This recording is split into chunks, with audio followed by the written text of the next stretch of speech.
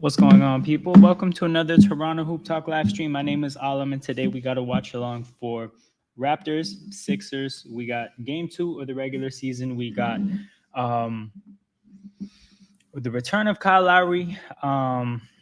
We're not going to have a fully healthy lineup, and neither is Philly. Is Maxey playing? Hold on. Let me see if Maxey's playing. Because if Maxey's playing, doesn't matter who. Oh, Maxey's starting. Okay, so yeah, we're probably going to be in for a rough day, people. Shout out to everybody watching live. Make sure you guys hit that like button and subscribe to the channel. Anybody who's watching this on replay after the fact, same goes for you. If you guys like supporting content on YouTube, that's the best way to do so. Likes and subscriptions, they go a long way in the algorithm, people. So if you want to show appreciation for what's going on, that's the best way to do so.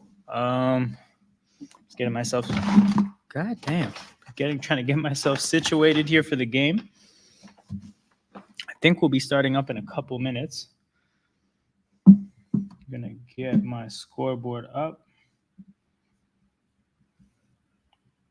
Make sure it's refreshed. The game is starting quite a bit after it's supposed to, but it's like that sometimes. But yeah, let's see the Raptors starting 5. Quite sure it's the same one as last time. Minus IQ.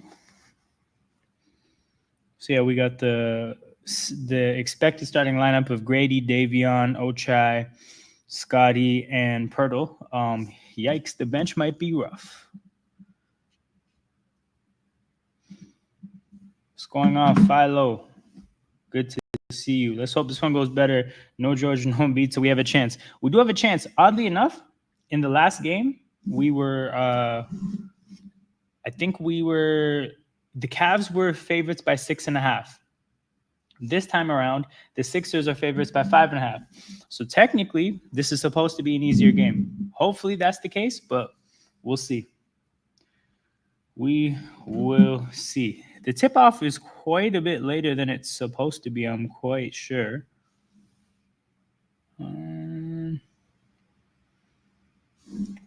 We should be getting kicked. We should be kicked off. Damn, I'm so used to both footballs. But yeah, shout out to you guys. You guys watching the game with me. Let me know when you guys tip off.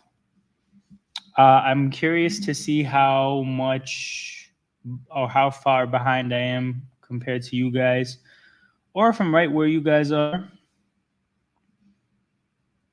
Huge ovation from Toronto crowd for Kyle Lowry. Kyle Lowry starting at the blah, blah, blah. Yep. Oh, well, no, we don't want to see any Sixers highlights. Okay, you just tipped off for you? Damn, okay, my screen. Fuck, okay, my screen still it's about to tip off soon, but I'm going to be a good like 15 seconds behind Philo. But I don't care about spoilers, by the way. You guys feel free to spoil the game if you want to. And we have Time to Shine, who just got tipped off. Goddamn. Yeah, no, feel free to throw in the chat whatever happens, because as is, I'm on a delay because of YouTube live streaming as a whole. I can't be completely in sync with actually where I am in real life. So as is, I'm always going to be a little bit delayed. Oh, but damn, they still haven't tipped off yet. I'm going to be a good like 30 seconds, 40 seconds behind you guys. Oh shit, the scoreboard is going to be a crazy spoiler for me. Okay, during breaks, I'm going to try to find better streams for this. But yeah, as with the last stream, people, I'm not home. You know, life is busy. I just got tipped off now. We're up 4-0 though. I can tell by the scoreboard.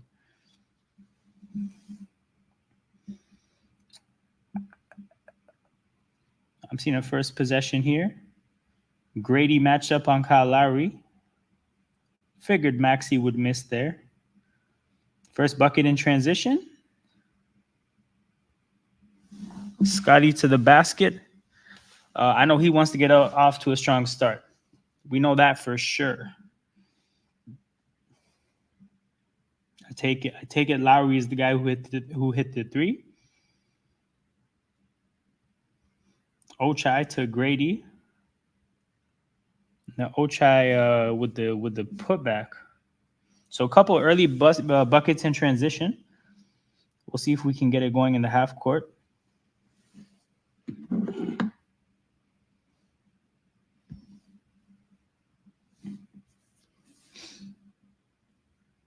Oh, I just saw the Kyle Lowry 3. Contested too. That wasn't an open 3 from Kyle Lowry by any means. But yeah, shout out to the people who are trickling in. I'm going to be quite a bit delayed compared to you guys with the stream. But it is what it is, people. We're going to watch this as a family. Who's better, Barnes or Bosch? Ooh, classic number 4 debate. So the thing is like, I actually think this is oddly definitive, right? If you talk about achievements in a Raptor uniform, obviously Bosch. If you talk about skill set, I think it's obviously Scotty. And the reason that it's obvious is because it's a time thing, right? Like, as time goes on, player development just gets better and better.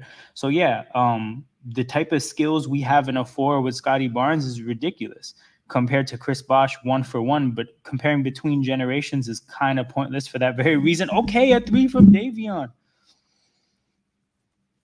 I think Davion had statistically was the worst player in the league in terms of win shares after the first game, which is of course a completely empty, pointless, baseless stat after one game, especially. But nice for him to get on the board quickly with a 3 for that reason. And also, time to shine. You actually were one of the few people that asked about this when I first dropped it. You see the number 4 right here on my wall, in honor, of Bosch for sure. But I saw the thing that Lowry said today about how the Raptors checked in with him before deciding to retire Vince Carter's jersey. Did anybody hear him like explain that? Because I didn't even understand what the point was of that. Like, what were they gonna say? Like, bro, we need your blessing to retire Vince Carter's number. Like, were they asking him to be a part of it or something like that? Because otherwise, I struggle to see the point. Grady coming around his screen.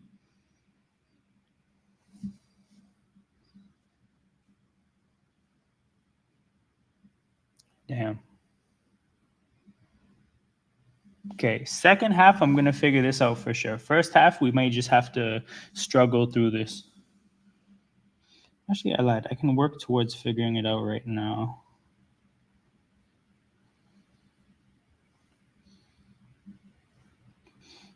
Whoa, that's Davion with the 3? I did not know he had pull-up 3s off the dribble in his bag. I mean, making one doesn't mean that you do, but I'm surprised.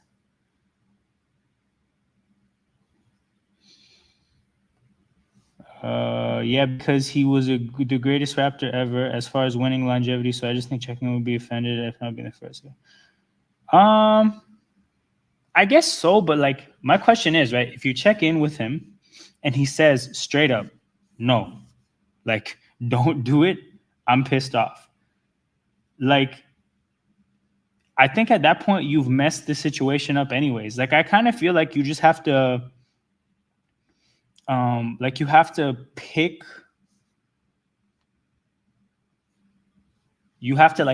what you want to do and just do it with conviction. But in terms of being the greatest Raptor ever, right? Like I think Kyle Lowry even talked about it when they asked him questions. Like he knows he's not the most talented Raptor ever, right? So I don't think he would have an even the person who has the ability to say that, I don't think would be the person that particularly cares about like, oh, so and so got their number retired at this point, especially when you know it's a player that was around before you. Like, it would be one thing if Siakam got hit, like, like somebody who was after Lowry in the course of history.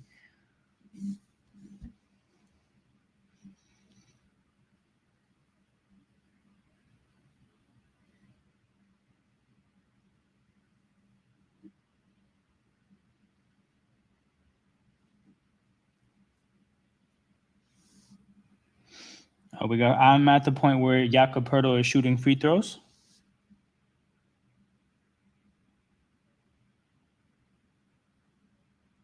All right, hold on. This screen, yeah, there we go. I don't know why this sometimes just doesn't update. One day I'm gonna like figure out actually what the best website is to do this with, because I do want to have a scoreboard up on the stream so that people can know where I'm at who maybe watch, or like, I know there's some people who like watching these live and then sometimes can't watch them live, so then they'll look for certain parts of the stream after the fact. So this kind of helps navigating the stream to see where I am roughly. But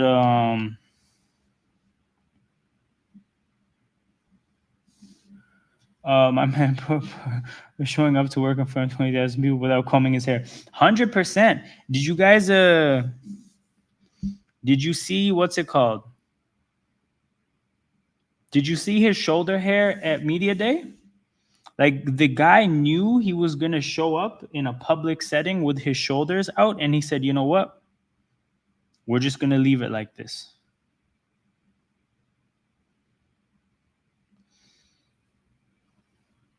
Damn, okay, I just saw the Maxi 3. Did Philly just get a lead? Yeah, Philly has a lead.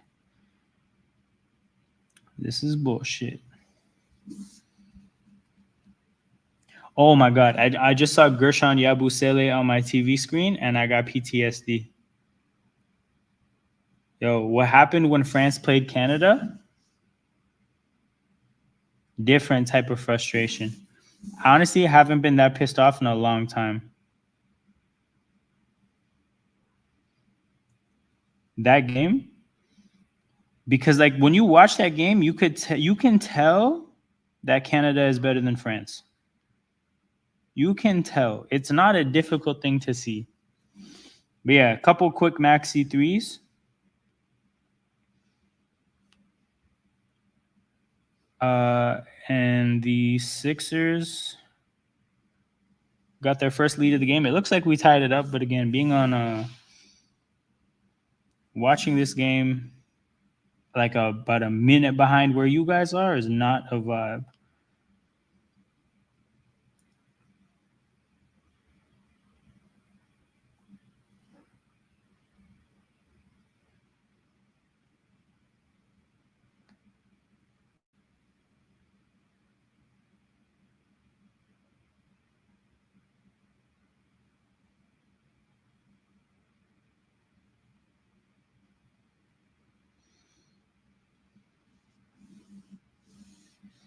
But yeah, I'm actually currently working on figuring out how to get a stream that's up to the point where you guys are, because this is not ideal and my stream keeps going down.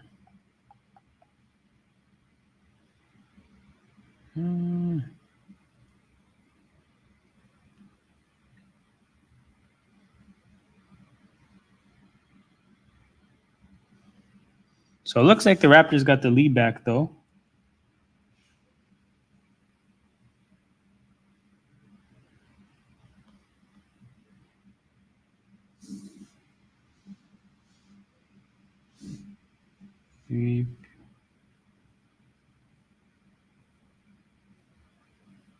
What? Damn, these are the wildest technical difficulties I've ever had. But it is what it is, people. It's gonna figure itself out. Bro, don't kill me.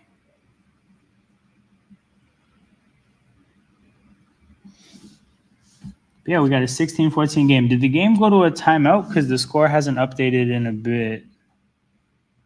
But it does look like we have, oh yeah, Raptors 60-second timeout. What did I miss? Ochai makes a 2-point running dunk.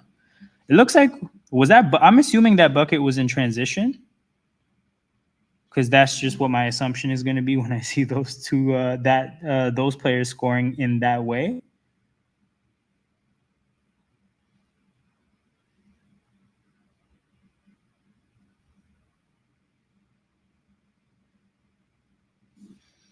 Back to Lowry. I think it was the right thing to do. Maybe he would be offended. He helped. Rebound team after Vince left shambles. Who was there if he didn't want it? Add weight. That's true. So you know what I've said for a long time. Whenever anybody would bring up um anybody would bring up the statue, I would always tell people like, okay, let's say for some reason the idea of the statue doesn't like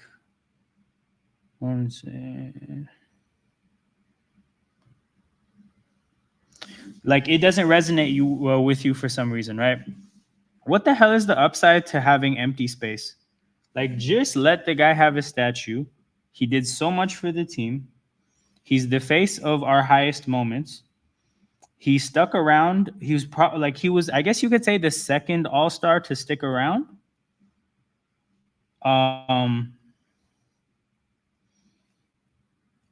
He even openly admitted how when he first got traded to Toronto, his idea wasn't to stick around. He thought he would just be here for a little bit.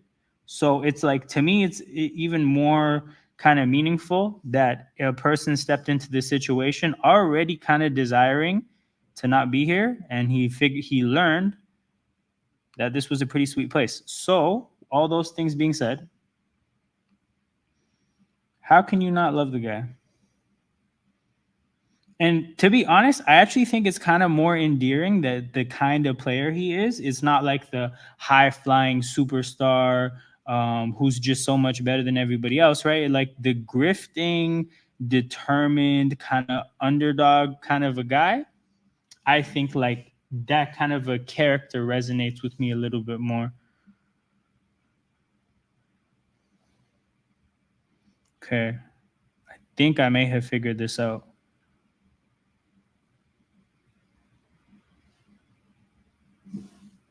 Say less.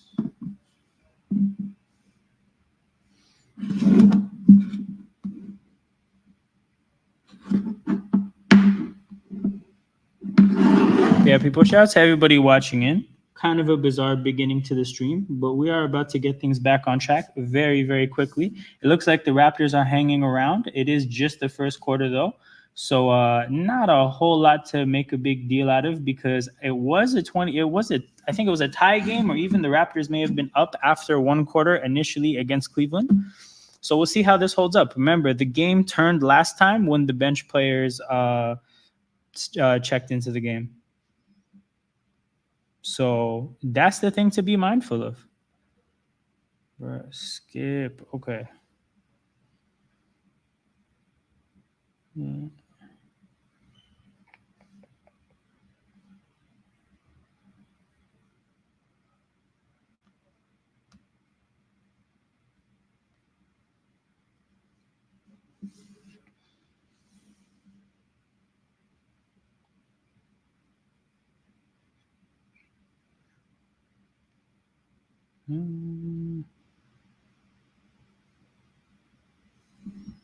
Okay. I think I just got TSN Plus to work. There we go. All right, people. I'm at actually where my scoreboard is at. I'm at 5:50 left in the first quarter. We did it, people. We navigated technical difficulties on the fly. We did it. Okay. Philo, let me know. At the present moment, I'm at 5:33. Is that where you are?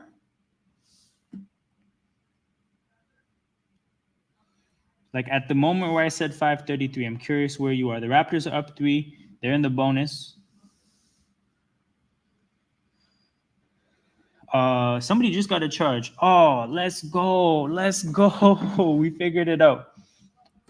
TSN was on supreme bullshit for a minute, but I persevered. You know, as the determined person that I am. Okay, we're back. We're finally back in the swing of things. And I miss being home while doing these, though. Never have to encounter bullshit like this. But Davion Mitchell checks out. Okay, we're finally at that point, people. We're at the point where the subs are going to start to happen. So let's see if this game falls apart or not. We got Shed, Battle, and Boucher. checking into the game. It looks like Battle got rewarded for how he played towards the end of the last game. I made a couple threes down the stretch in a blowout. But yeah, again, I'm sure the people who are dedicated enough to the Raptors to be looking for live streams on YouTube are probably dedicated enough people to have been paying attention during summer league and preseason. So I'm sure it's not news to you guys, but I think Battle had some good showings in preseason and summer league. And I'm personally like pretty excited with the undrafted free agent kind of a prospect for the first time. It's been a while since I've felt this way. You could probably say since Fred VanVleet. But even Fred, like, there's a chance maybe I wasn't watching. No, I was watching it. I don't think Fred particularly stood out either, though. The thing with Battle, though, and this is what I'm trying to figure out, for a player to be 6'7" and have shooting ability, to go undrafted, there has to be some detrimental part of his game. The thing is, I haven't seen it yet. Right? My assumption was I either thought he'd have like ridiculously bad basketball IQ or just no defense.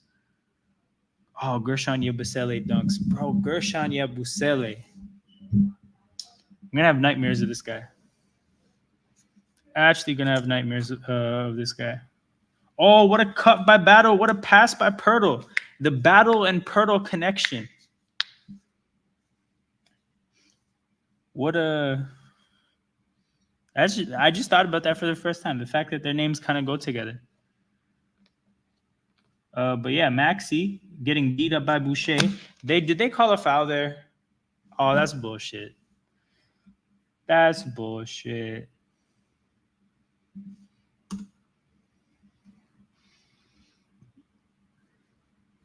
But yeah, while Battle is also the first undrafted free agent since VanVleet to kind of like have me hopeful that we got an NBA rotation caliber player. Also, I think like one of the crispiest beards we've had on the team in a long time.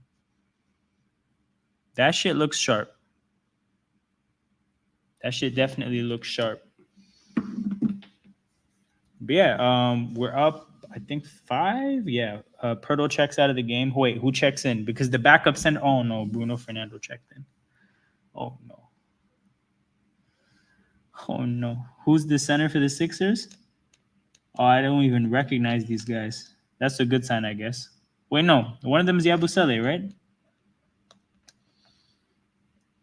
No, it's not. Wait, whoa. They subbed him out. Was he a starter? Gershon Yabusele was a starter. That's wild. That's wild. Shed throws the ball out of bounds. You hate to see it. You certainly hate to see it. Bruno's all NBA this year, man. Don't diss the man. Marcus/Gio, bro. Stop playing, man. Stop playing. That's all I'm going to say. Oubre from the corner. God damn. Kelly Oubre hit a 3, man. One of the funniest players in the league just hit a 3. Timeout, Darko. 1-point game. 3:50 to go. What's good, Leon? What was I going to say? You're a Celtics fan, right? Yeah, I think so. I think you said you were a Celtics fan. But yeah, what are your thoughts on your season so far, man? Hilarious that you guys have a championship team that has a chip on their shoulder. How the hell does that happen? How's the game so far? So far, so good, but like, I don't have like crazy expectations or everything, man. We're just vibing through the basketball game so far. Subs looking shaky. I think the Battle promotion is to set a standard for accountability and show that if you perform, you'll play. It's a good point. It's a good point. He's definitely earned it. And also, if you think about, and I think it helps for him that he's a shooter, but he has the easiest kind of production to see. Like when a 3-point shooter is knocking threes down, you can't really deny it. So if you look at his shooting performances from summer league to preseason to, I mean, he knocked 2 threes down in the first game, more than a bunch of the other players. it's just hard to you'd have a very hard time saying that he's not doing his job. So no, it makes sense to definitely reward him and establish a standard. You should be hoping for a Sixers blowout, so Masai pulls the plug early, and we can look forward to Cooper Flag, bro. But here's the thing: at no point could we ever look forward to specifically Cooper Flag. You can finish with the worst record like Detroit and end up with the 5th overall pick, like Detroit did twice. So like, I'm not really going to get my hopes up for capture the flag until the lottery. We would have to win the lottery to put me in that kind of a mindset. But just generally, I think I'll get more excited when I really tap in with who the other prospects are, because I know the names, but I don't know anything about their games. So we'll see. We'll see. No, man, all you have to do is be bottom 4 and you have the same odds. No, that's what I mean. Like, but in terms of Cooper Flag, that's the number 1 overall pick. So, I mean, if you finish second in the lottery, like after the lottery is done, you're not getting Cooper Flag. So that's the thing. At no point will I be excited for Cooper Flag until the lottery happens. We're shooting 61% so far and only up 1 point. Unsustainable. This is very true. And oddly enough, in the last game, we weren't. We were not shooting 61%. We were shooting like around 50%. And it still fell apart. So, yeah. Also, for what it's worth, what's it called? I feel like this number is where it is because we've got a decent amount of transition looks. Like the first 2 buckets were transition looks. Like we're getting out in transition a decent amount, which is obviously what we need, considering that we're not a great team and obviously not a great half-court team. Oh, Grady with a great pass to Boucher. Boucher goes up, only guy there with like 3 Sixers. Ace Bailey is 6'9" beast also. But hold on, did you type 6'9" like that for a reason? That's a hella funny way to type it.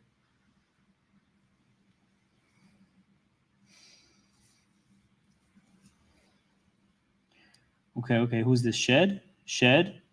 It was, I can't lie, that was a pretty aesthetically not pleasing ISO game there, but he got a shot off, missed. Bruno saved it. To be honest, good play there from Bruno Fernando. I can't hate. Grady loses his dribble. Back to Bruno. Oh, Bruno feels like he's nice. Oh, he traveled. Fuck my life. He traveled.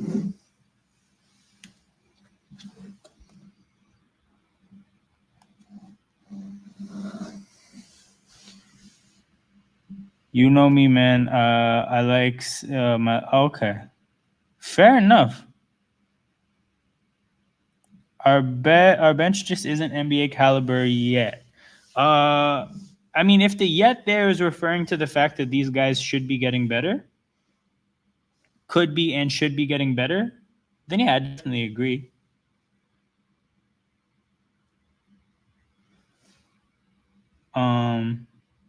But I mean, yeah, my feeling with Shed was always that if the shot doesn't fall at a respectable level, you can't really say he's an NBA caliber player at this point, right? Like, he has a good little skill set going for him. But as far as the NBA goes, look at the standard. Look around the league. How many guards his size that do what he do are there without being pretty good shooters?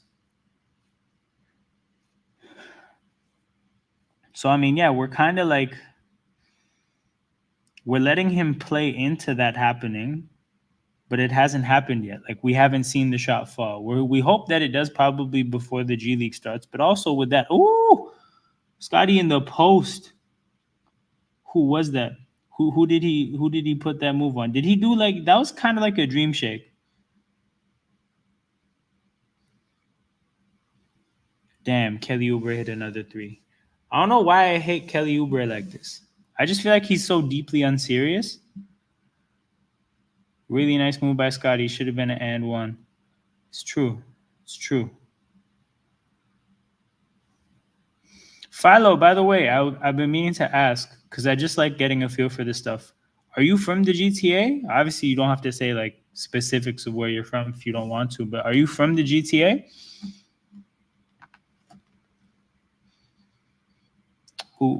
Who's at number one? Let me familiarize myself with these Sixers.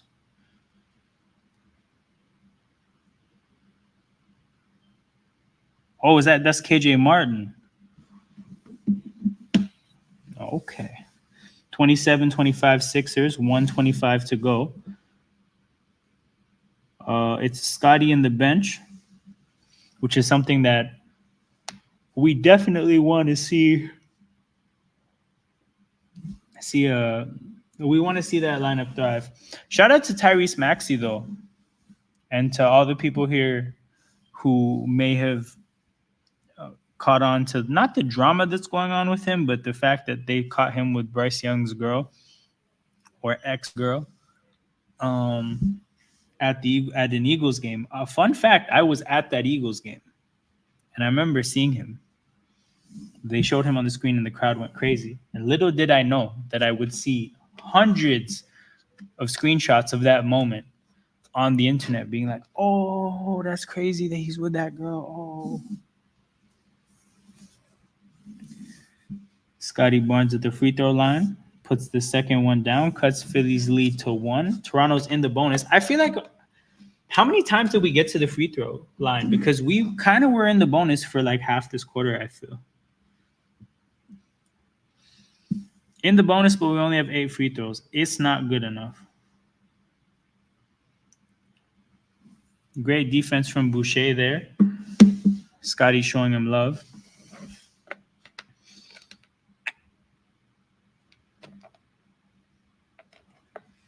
So hold on. Bruno Fernando's still on the court, right? Ooh, what a block. Yo, here's the thing, Marcus, he might be. If some of the things that they say on the internet are true. Oh, come on, Battle, man. You can't have me looking like this. I've spread so much Battle propaganda. Yeah, I've lived in Mississauga since 1990, played high school ball here and were 20 in my senior year in honor the new Raptors started. Okay. Yeah, no, this gives us a feel for the age for sure. But yeah, okay, that's dope. I went to UTM for undergrad. And for that reason, I made a few friends in Mississauga that are like some of my closest friends. So I find myself in Mississauga all the time. Like, I've spent so much time just in random places in Mississauga. Oh, Scotty taking it to the basket, gets the contact, no call, and he's grabbing his knee. Oh, no. No. Bro, we're not going to have shit to watch at this rate. IQ's gone, Barrett's gone, Scotty's back up already, but bro, where's Marcus / Geo? Because, you know, look, as far as tanks go, I knew it already. Just as I said it, I know my guy Marcus is thinking about a tank already. Scotty makes the free throw. Also, here's the thing. So my background is going to change if we tank. And the reason is because, hold on. Just the fuck out my face. Do you remember how when we got Scotty Barnes, we referred to that season beforehand as the Tampa tank? So there's actually a little tank here. It's the Tampa tank. And it's in honor of that season because I thought that was a funny thing that we called it. We're going to have to rename this tank or get a second tank. If we get Cooper flag, there's going to be a second tank with a flag on it. And then we're going to have the Tampa tank and the tank with the flag. No. Just no.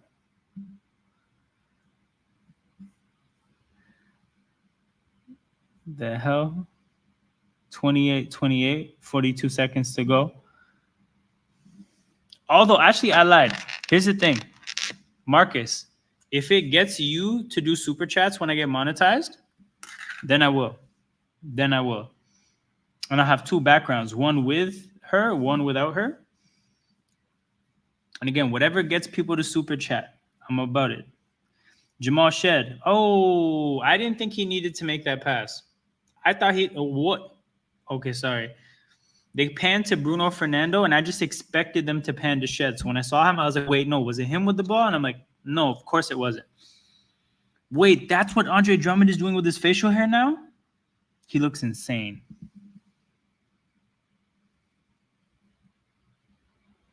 He looks wild.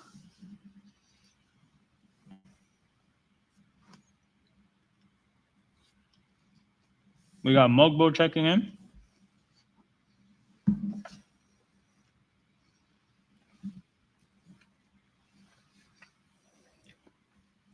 Grady to the bench.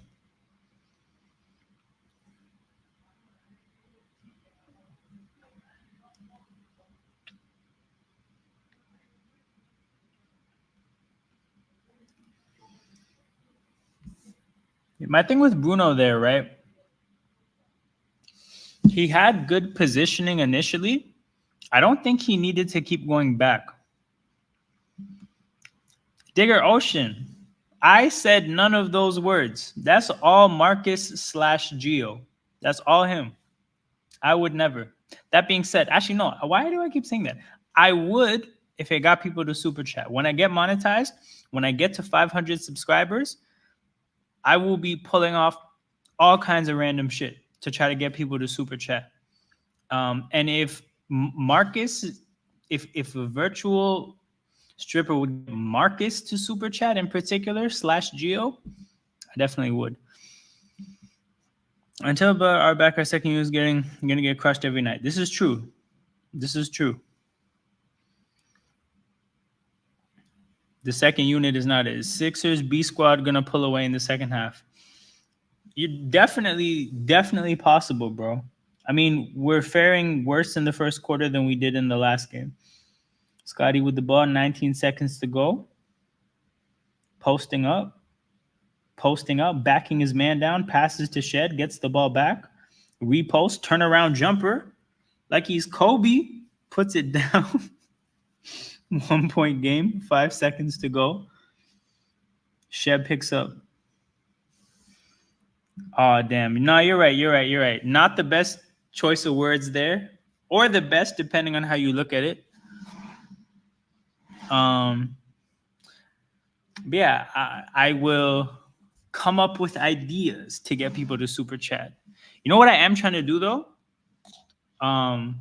When I get closer to 500 subs, I'm gonna look for. I'm assuming like there's gonna be a pocket of people that watch this from other places, and there definitely is. But a lot of people are gonna be in the GTA. Trying to find like a local business that sells jerseys and whatnot to like, and I just tell them like, yo, I will sponsor you, like I will promote you. Sorry. Every stream, and all I ask in return is one jersey, any jersey I need. So once a month I should be able to hit you up and just get a jersey, and then I would just like raffle it off at the end of every month, and every super chat enters the raffle, like in terms of like, and there's going to be set, obviously, like you can get more raffle tickets for bigger super chats. So that's just the thing of like to encourage super chats. And there's a few other things. Here's the thing, meetups, absolutely. I'd love to do meetups.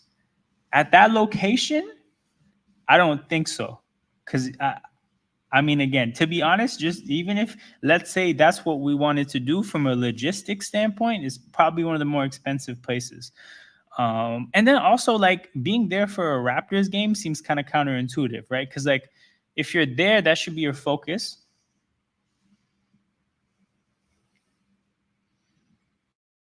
But I don't even know what this is. And I don't even know if I want you to explain. Actually, yeah, I don't want you to explain. I'm good. Salute.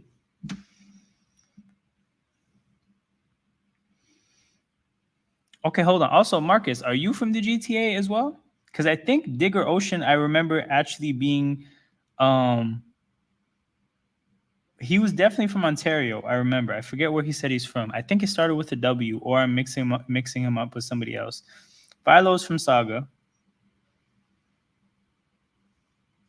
Time to Shine is from the UK. Big up to Time to Shine. I don't know if he's still here. To be honest, Staying up that late to watch this bullshit. Here's my thing. I'm not gonna think anything, bro. I'm not thinking anything, especially the shit that you recommend. I'm not thinking about any of it. Are you going to be in costume for the Charlotte game? Fuck no. Wait, when do they? Is that on Halloween?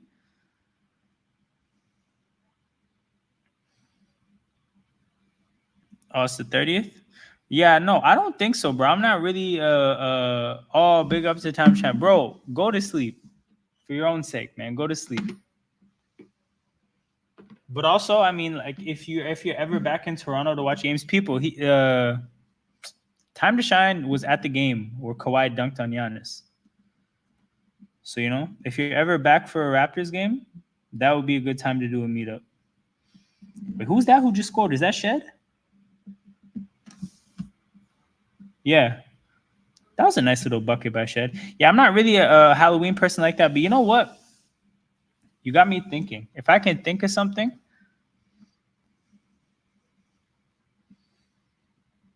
Oh, you know what would be wild? Fuck, I couldn't do it. I could actually pull off a pretty good Nav Bhatia costume, right?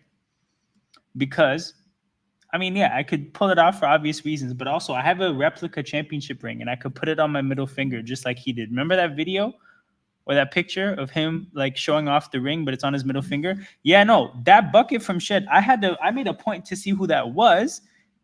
My screen is pretty small that I'm watching it on. I'm watching it off a phone, by the way. But yeah, I had to make a point because I'm like, whoa, that was nice. And I think Mogbo just scored off a dunk. So yeah, I mean, yeah, this unit of whoa, DJ Carton's on the court. Okay, when random players enter the court, I gotta now like check for what the lineup is. We got Shed and Carton in the back court with a big front court is Scotty, Boucher, and Mogbo. So for the second game in a row, Bruno Fernando gets a pretty quick hook. So because it happened twice, I'm assuming that's the plan. Like I'm assuming it's a part of the vision. I thought maybe when it happened in the first game that Bruno Fernando was supposed to get more minutes, and they cut it short because he's ass.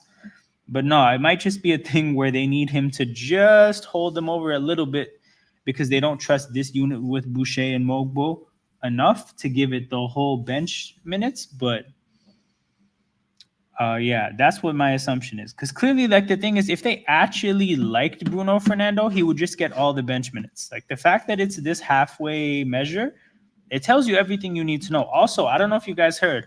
Oh my God, I smiled so big when I saw this, but they actually adjusted Bruno Fernando's contract. It was supposed to guarantee fully on the first day of the year if he made the team, like the first day of the season. But they adjusted it to where it doesn't guarantee until the deadline, which is January. So every contract in the NBA guarantees in January. So his got pushed to the latest deadline. And not to say like celebrating somebody's job insecurity is like particularly ever a good thing, but I'm just gonna say, bro, I was happy when I saw that. Because again, but I was really disappointed to see that they like him like that. It got me looking into like, let me find out who his agent is to see which agency we're doing a favor for. Philly small on the floor, so now we didn't need Bruno. No, that's also a good point. That's also a very good point. I mean, they have Drummond right now, but aside from Drummond, it's a pretty small lineup. I think Caleb Martin's the 4.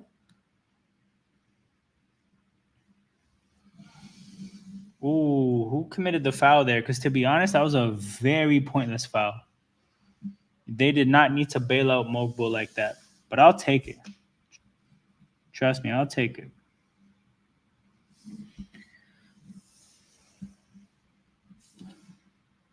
Two free throws for Mogbo. I don't think I've seen him shoot a free throw yet. The form looks decent, and he put the shot down. That's what's up, I guess.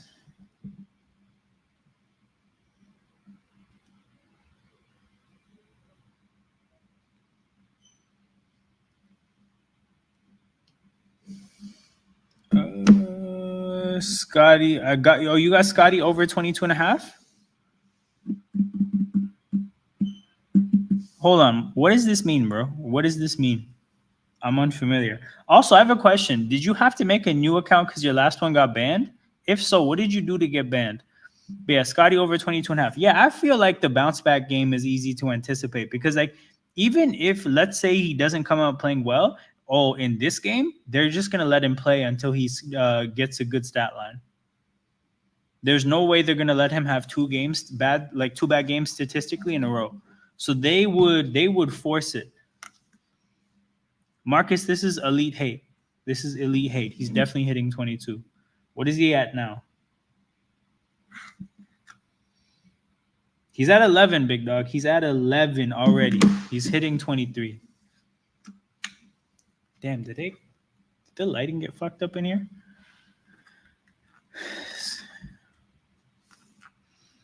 Good matchup as well with Drummond inside.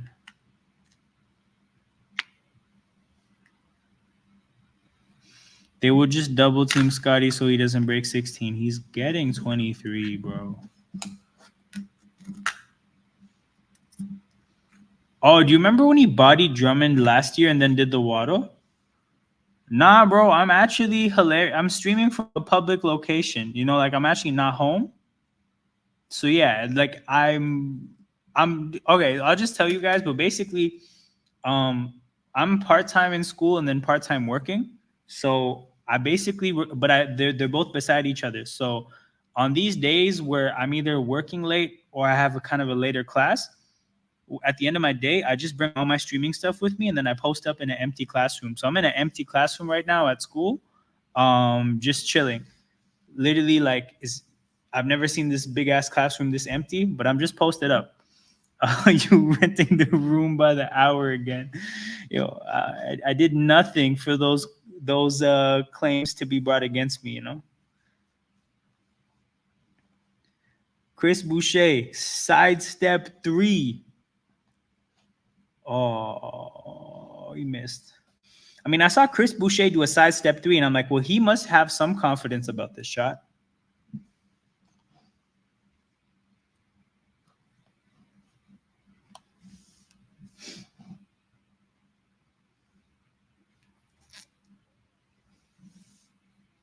But yeah, basically, if I can't get home in time for the Raptors game, I just bring my microphone with me, and I don't need much else.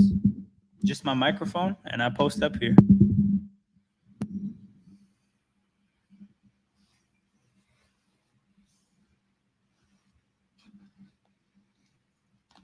Oh, actually, I forgot to tell you guys. So that's the thing, right?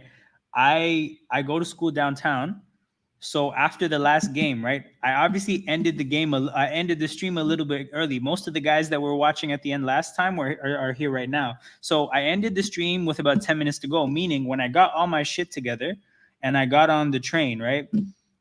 My commute to get home involves taking the subway actually to like right where the Raptors play. So when I get to that station, bro, all the people from the game were getting on my subway. So I just see a wall of purple as I'm getting off and they're getting on. And I was looking all these people in their eyes and just, pure pain. Those people were just like, man, what did I spend fucking $400 on? They were pissed. I mean, some of them were just drunk, but most of them were pissed. So yeah, I just I after the stream for the home opener, I left and then immediately ran into just all the people that were at the game. Mogbo went for the left-handed dunk.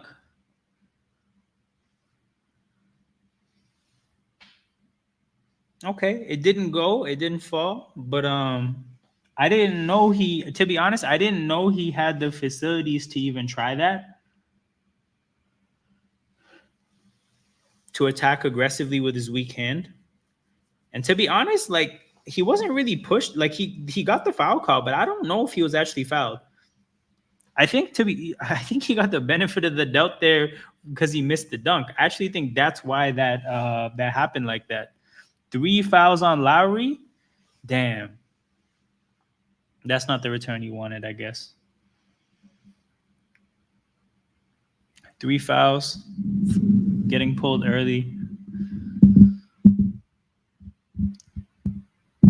I mean, he is going to put up numbers in terms of complaining to the ref. Same thought I had. Surprising quickness and athleticism from Mogbo. Yeah, definitely. And that's the thing too, right? For right-handed players, they're attacking everything usually jumping off their left foot, right? So, and I mean, you play ball, so you're gonna know this for sure. But if you're going up to dunk with your weak hand, just you're inverting your footwork, and like not everybody has that. Um, Especially like he wasn't even running in a straight line to the basket. He had to run around a defender. So just there's a lot of things that make you just go, "Whoa, I did not know he had the athleticism and burst like that." Pirtle, big man shit underneath the basket.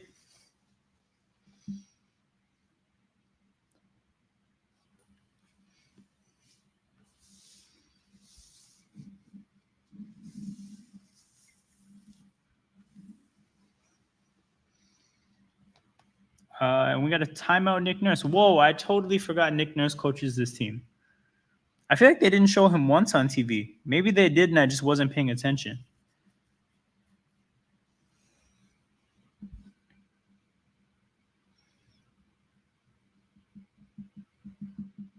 But yeah, people, shout out to the 7 people watching right now. Much appreciated. Make sure you guys hit that like button and subscribe to the channel. Those are the best ways to support content on YouTube.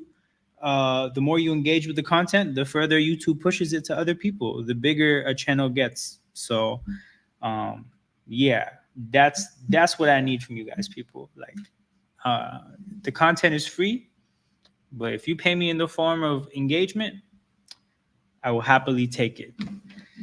We had a really successful stream for the home opener, and I think my dad was tapping in at some point.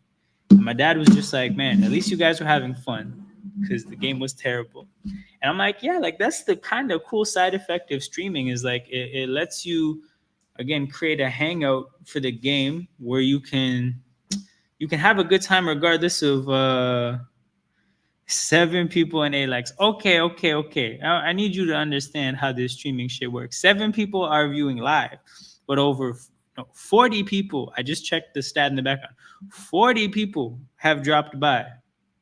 So somebody liked it and left, which is what I tell the people in my personal life to do. Like, I know I don't really share this with actually a lot of people I know because like they're not gonna watch the shit anyways, and like the actual active viewers are the people that help. But yeah, I just tell the people that like subscribe to my stuff. I'm like, just if you ever see me live, drop by, hit the like button, and leave. Why is Grady and Boucher asked tonight after a good game last time? Because that's typically the life of an NBA player who's not like a great player. You're gonna have up and downs in your performance. So I expect it from Boucher because he's only ever been a bench player for that reason. And I expect it from Grady because he's very early in his development. First team to have 2 players score 20 plus points wins. I'm sure that's the case a lot of the time in the NBA. But our path to 20, it would probably be holy shit. Okay, so Scotty has 11, Ochai has 8, and then after that, Pirtle and Mitchell have 6. So I don't think we're getting 20, bro. I don't think we're getting 20. Philly, Maxi has 13, Oubre has 9, next person has 4. So I mean, Oubre or Ochai, bro, who do you have hitting 20? That's who's gonna determine who wins. Wait, who's this in transition? Mogbo? Mogbo's getting free throws. I mean, I know this is probably just like there must be some specific matchup thing going on, but yeah, this is the best I've seen Mogbo play. Or just like the like obviously it's the best, but also like I wasn't even sure what his game was when I saw him play in preseason and summer league. Like he'd be on the court, he'd be trying to do things, but you can't even get a feel for what his skill set is.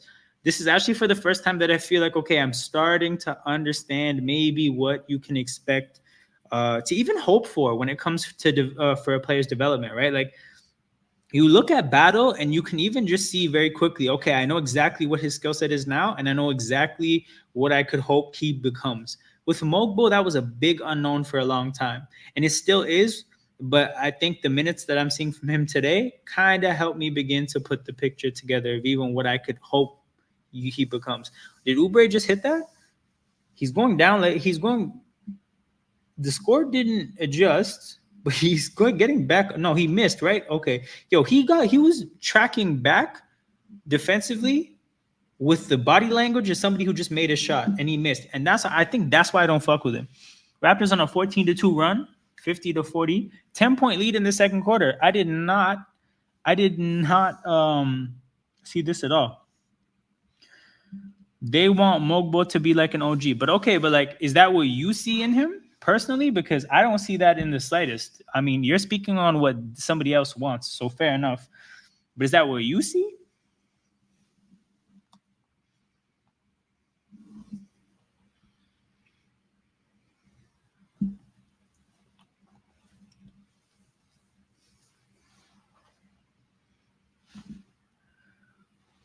Well, Mogbo is like precious. Okay. I disagree, I think, but I want to hear what makes you say that first. Because Mogbo and Precious are both. So here's my thing, right? Mogbo and Precious are both raw. So that definitely is a good comparison from that standpoint. But I think actually Mogbo is like, he's a fluid athlete in terms of the fact that he moves well, right?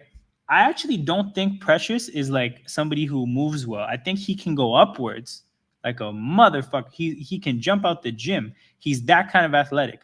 And we actually, I think both me and Philo, we just kind of learned that Umogbo has those kind of ups right now. But in terms of Umogbo, for me, it's the way he moves laterally that you could say is like his athletic trait. So there's a difference there for me between Mogbo and Precious. And then yeah, but in terms of the like lack of a refined offensive game, that could be a commonality. I was thinking he was a poor man's Draymond, but seeing him in action, he's a poor man's Scotty. Yo, a lot of people said that. Mogbo has a ways to go. Poor man Scotty is a real thing. Small ball center. Sarcasm City. Shout out to Warrior J. Appreciate you as always. Good to see you in here. We're about to have a fuck ton of people pouring. But yeah, shout out to everybody pouring in from the Sarcasm City. Poor man's Kenneth Fareed. Oh man, that's probably, you could say, like his floor is that kind of a player. But yeah, shout out to everybody pouring in from the Sarcasm City raid. Appreciate you guys. Yeah, I see you guys pouring in here. My name is Alam. This is Toronto Hoop Talk. This is a basketball channel. I know you guys are coming from a Q&A. Secondhand rants rate. Oh, say less. Appreciate that. But yeah, this is a. I heard the Raptors are the worst Canadian team, bro. They're the worst. They're the best. They're the most average. They're the first. They're the last. Actually, may not be the last. Yo, bro, I think we're gonna win this one. I'm glad you feel hopeful. We do need more sarcasm from the Sarcasm City folks. But yeah, I appreciate you guys for being here. Make sure you guys hit that like button and subscribe to the channel. If you guys consume any of the basketball content on Sarcasm City, you guys might know who I am. I do a lot of the basketball stuff. I do some of the NFL stuff. Yo, who hit a three? Grady hit a three? Oh, where is it? People, you guys might not be familiar with the Raptors. They have a player called Grady Dick, and when he gets buckets, we put this on the screen. You know, we actually have more sarcasm here than Sarcasm City. You know what I'm saying? No, I lied. There's a lot of sarcasm there. But yeah, I don't really hop on the Sarcasm City Q&As anymore like that. I used to a lot more. I just don't have the time. But that's where you guys just came from. So shout out to you guys. If you guys want to support the Sarcasm City family, you know, that's what we do. Hey, if you appreciate that, bro, you got to like and subscribe just strictly off the strength of that. But yeah, we watch basketball games here. I'm from Toronto, so there's a Toronto slant to everything I do. It's either going to be the Raptors games, or it's going to be Canadian basketball players, or it's going to be people that used to play for the Raptors. But that's what we do here. If you want to support the Sarcasm City family, man, make sure you guys subscribe to the channel, hit that like button. And again, if you like the sport of basketball, tap into the Sarcasm City basketball content to see me there, or you can always tap in here to see what I'm doing here. If you guys don't like basketball and want to learn more about basketball, because most of you guys are probably football fans, this would be a pretty cool place to start. You guys can ask a lot of us in here in the chat questions about the sport. We'll help educate you about what's going on. And if you don't give the first fuck about basketball and you're just here because you're part of the raid, feel free to just, like I said, hit that like button, subscribe to the channel, and carry on with your night. But back to the game, people. 57-47. Just had to do some housekeeping because my guys just dropped like 40 live viewers on me out of nowhere. 57-47. Never watched basketball, but that's hilarious, bro. It's actually crazy. I had to look the name up after we drafted him because I'm just like, whose last name is Dick? But it turns out, like, because you know how these names slightly change? It's from, like, it's basically like Dixon. Like, the origins, their families, they link up at some point. Like, he very much is, like, one human away somewhere in his ancestry from being Grady Dixon, which, how we up 10? To be honest, because Philly is just, like, we're missing Barrett and IQ. They're missing Joel Embiid and Paul George, right? That's a huge difference. But it just goes to show that, like, you know, I mean, our issue to a certain extent is the fact that we have absolutely no depth. But as we're learning now, Philly also probably doesn't have any depth either.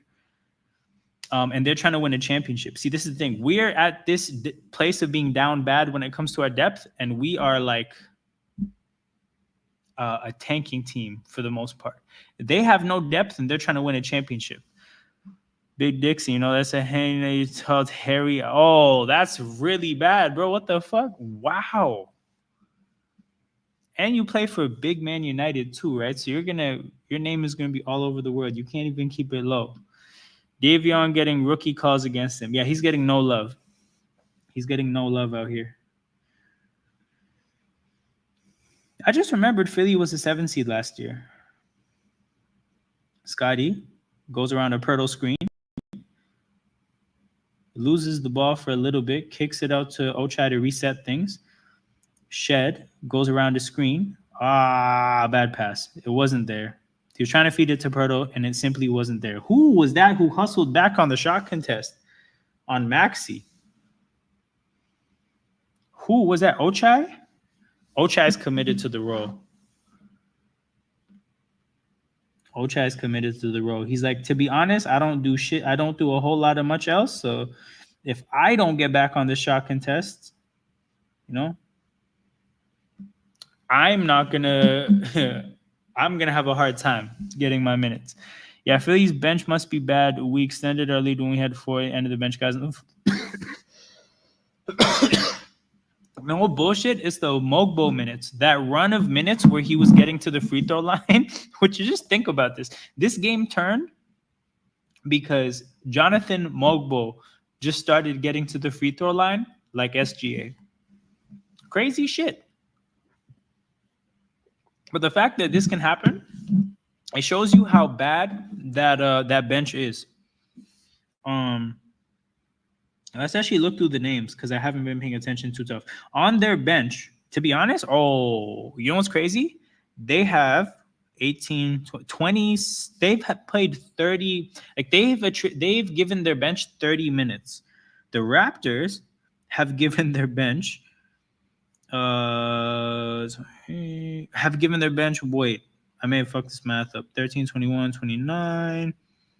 38 bench minutes. So we've actually given our bench more minutes than their bench. So hilariously, our starters have played less in this game. Yo, this Philly team is bad. But basically, yeah, KJ Martin off the bench has played 10 minutes, scored 2 points. KJ Martin hasn't looked particularly good. Eric Gordon 8 minutes off the bench. I didn't even notice him in this game. 0 for 2 from the field. Gershon Yabusele got 6 minutes, got 4 points, and I actually noticed him, and I thought he was okay. Jared McCain, the rookie, 3 minutes. Reggie Jackson, 3 minutes. Yeah, bro. Did you notice him in this game? Damn, we got Marcus talking about geopolitics in the chat. God damn, bro. God damn. But yeah, points off the bench. We got 14 points for the Raptors and 8 points for the Sixers. So our bench is actually outplaying in terms of production, minutes, everything, Philly's bench.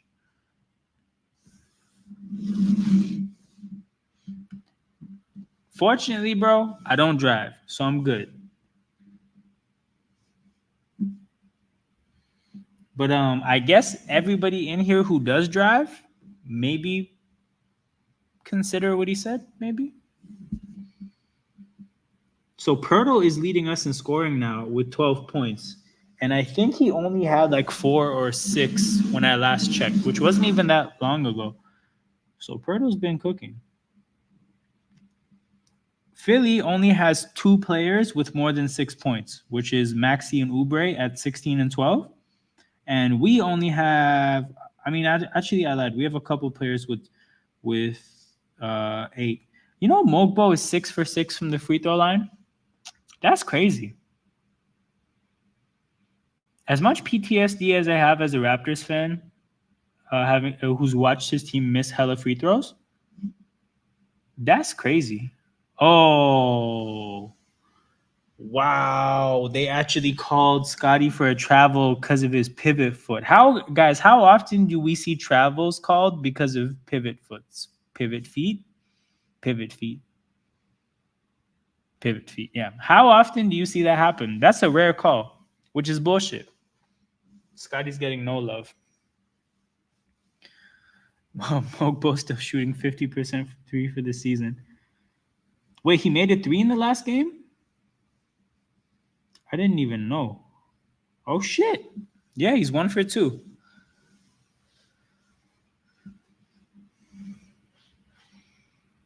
It's because, honestly, like, not even joking, that's probably the case.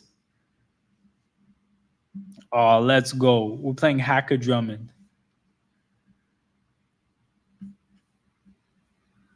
You love to see it.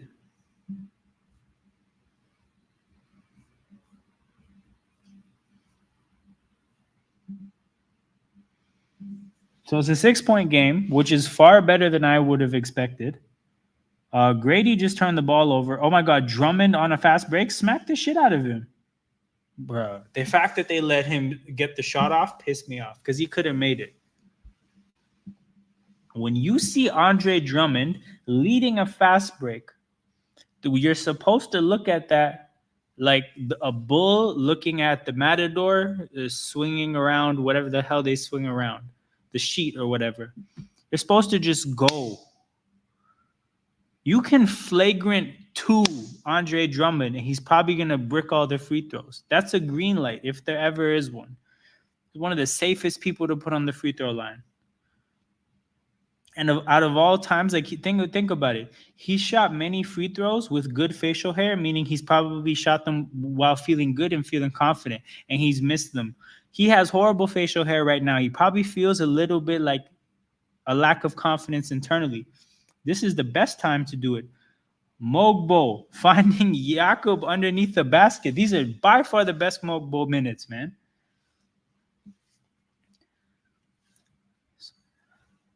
We're going to call him J-Mo. I think that's what we're going to call him. Because Mogbo sometimes, I don't know. I can only say it so many times. It begins to feel like I'm saying it wrong, even though I'm saying it right. So we're going to go with J-Mo. He's the best J-Mo minutes. Shed to Grady. Lots of space in transition. Oh, I don't know if you guys probably couldn't tell, but I went to go pull up the graphic immediately.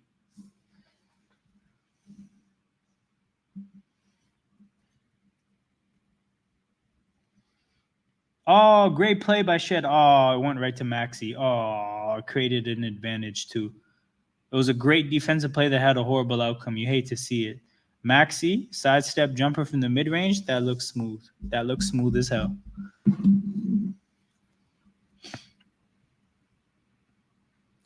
All right, Scotty. It looks like KJ Martin's on him. Yep. Commands 2 defenders. Shed open from 3. Puts it down. Let's go. 8-point lead. We need Shed to make shots like that. It's deeply important. Deeply important. Maxi.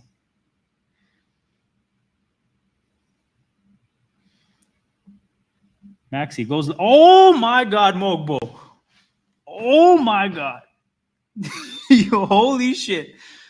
He blocked a step back 3 from the perimeter. You know how wild that is? Holy shit. That's crazy.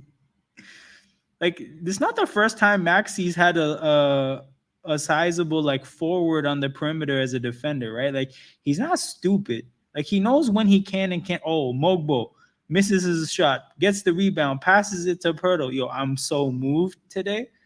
I'm moved by this J-Mo cooking sesh right here. Oh, and he put up the floater. If he hit that floater, they would have kicked me off of this campus right now. Right now, if he hit that floater.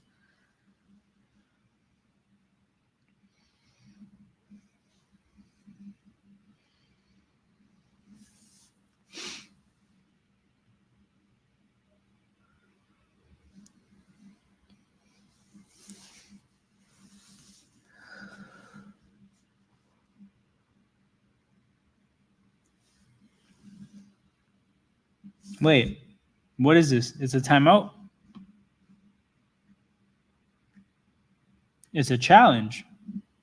For what?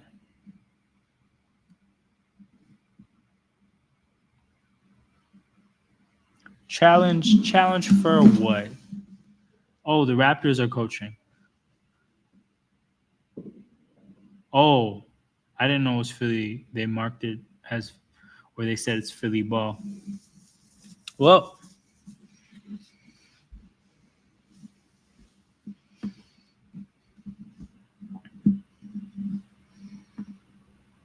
it is what it is. I think they're gonna get this call reversed. It would give us the last possession. Pistons will be better than the Raptors this year. I've heard that take a few times. They're going toe-to-toe with Cleveland right now in the second quarter, which is not what we did. We went toe-to-toe in the first quarter and then got clapped after that. But yeah, they're getting 13 points off the bench from Malik Beasley. You know? We did not get that in the last game. We did not get 13 points off the bench.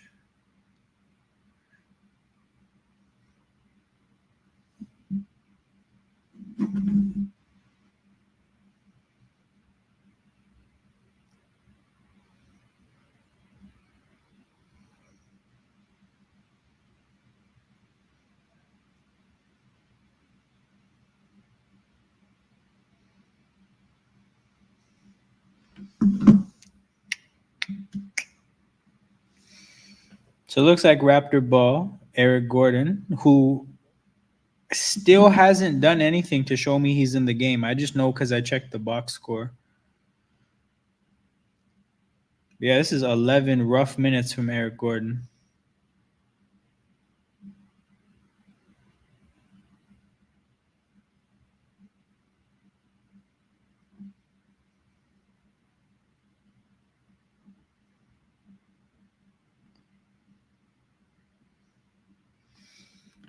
Wait, Garrett Temple is in the game?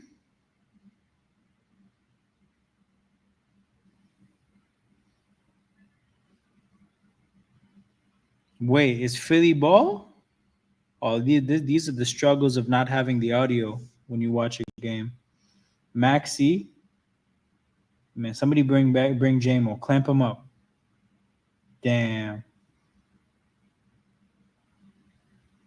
Well, we're up 6 at halftime, which is crazy. I did not expect that. Bunch of different players got minutes.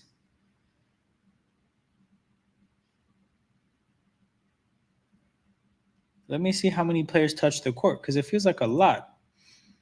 1, 2, 3, 4, 5, 6. 11 players touched the court. The only players that actually 12 players touched the court.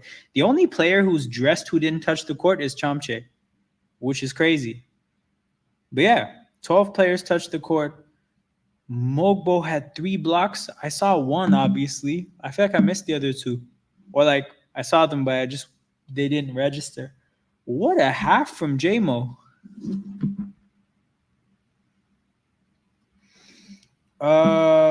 But yeah, looking at the field goal percentage, we're shooting 54%. Where's the comment from earlier?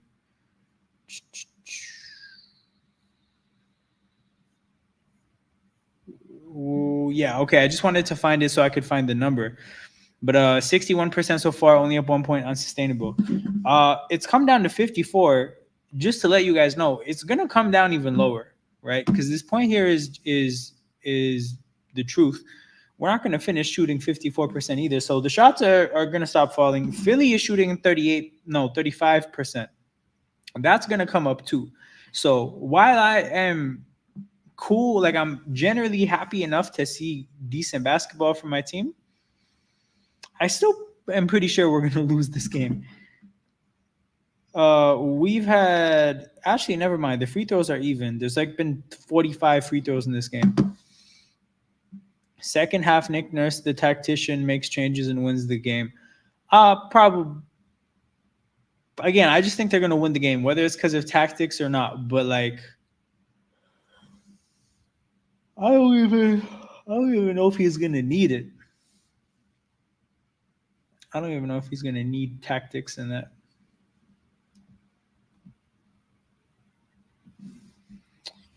But yeah, shout out to the 25 people watching live. You guys are much appreciated. Make sure you guys hit that like button, subscribe to the channel.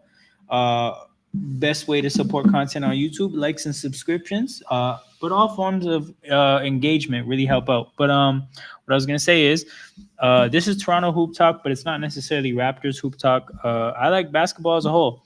So if anybody in this chat has any questions about the sport as a whole, or this game, or games from the past, or to be honest, just anything, we can fill the breaks in the game with whatever conversation you guys want to have. So feel free to put whatever you guys want to put in the chat, aside from Marcus, because he puts wild shit in the chat. Yeah, we're up 6. Grateful for that. You know, we'll be probably checking Tankathon during half times of games at some point this year. I was serious about doing college watch-alongs, like, and that's where like basically what this channel is like we're just gonna do content based on wherever my basketball fandom is at any given time. So while we're bad, I'm actually very down to do college watch-alongs for prospects that could be Raptors.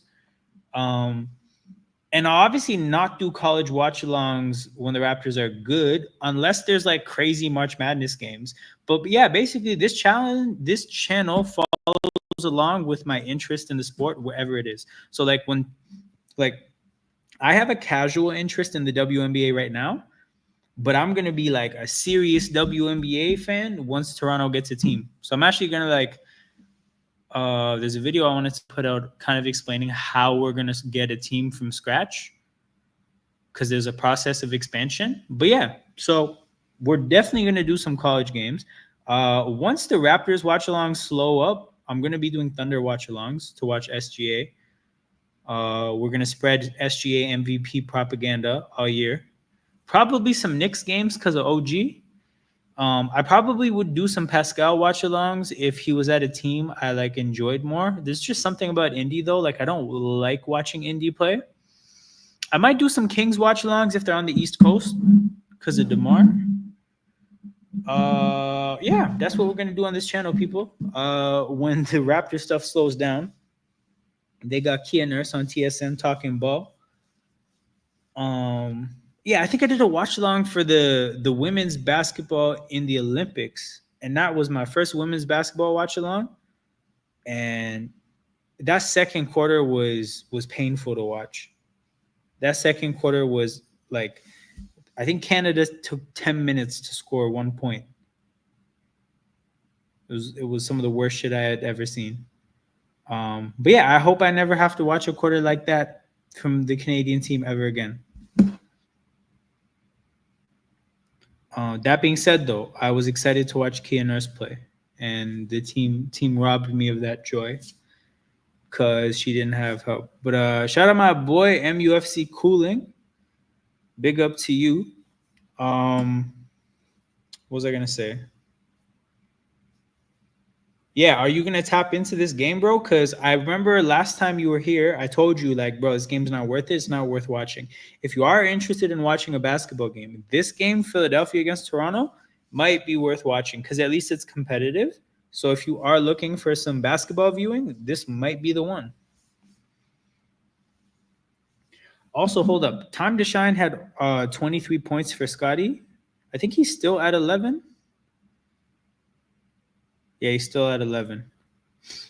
So it looked a lot better before. I still think he's gonna hit 23. But yeah, shout out to all the betters. Oh, if you guys have any bets on the game, feel free to put that in the chat.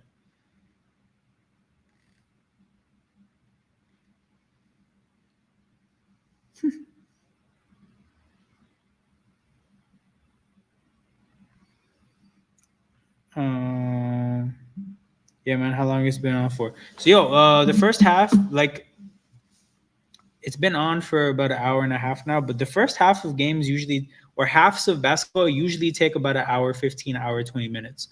So we're at halftime now. If at any point you tune in, we're probably going to be finished with this game in about an hour 20 minutes.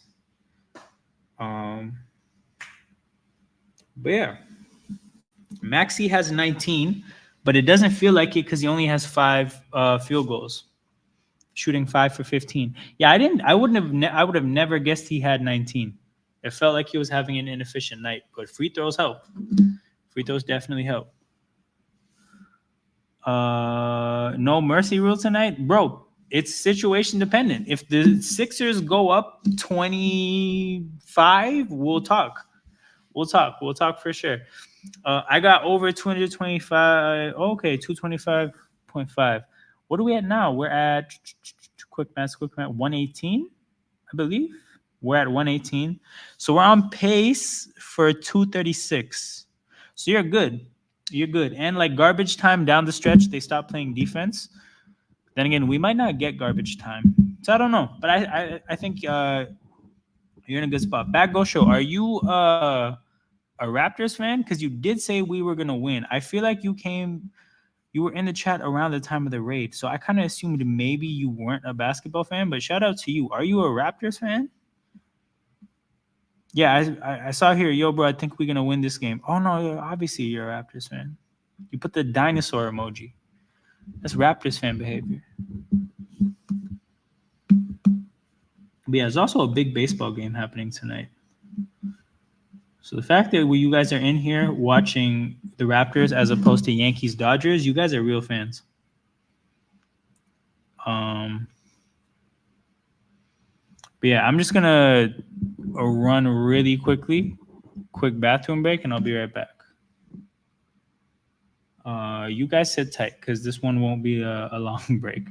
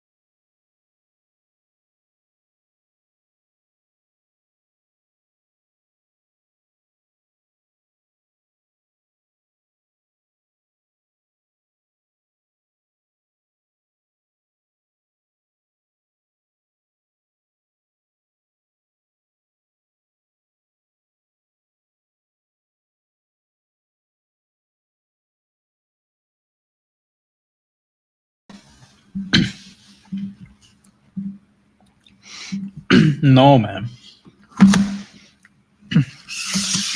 Close, but not quite. I don't think. I think I need much more time. Generally.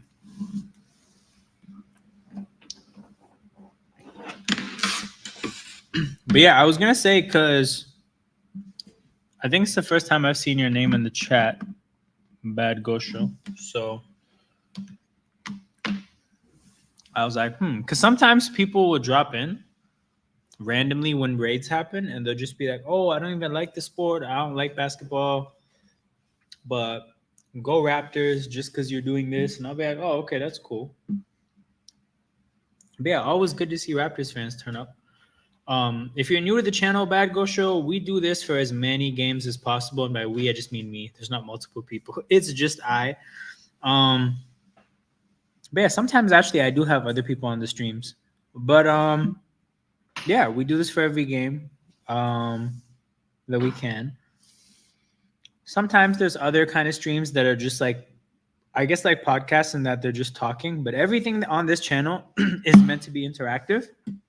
I never want to just talk at people for just hours at a time. That's never the idea. Always looking to hear from what the viewers think and feel about things. I think that makes it a lot more fun.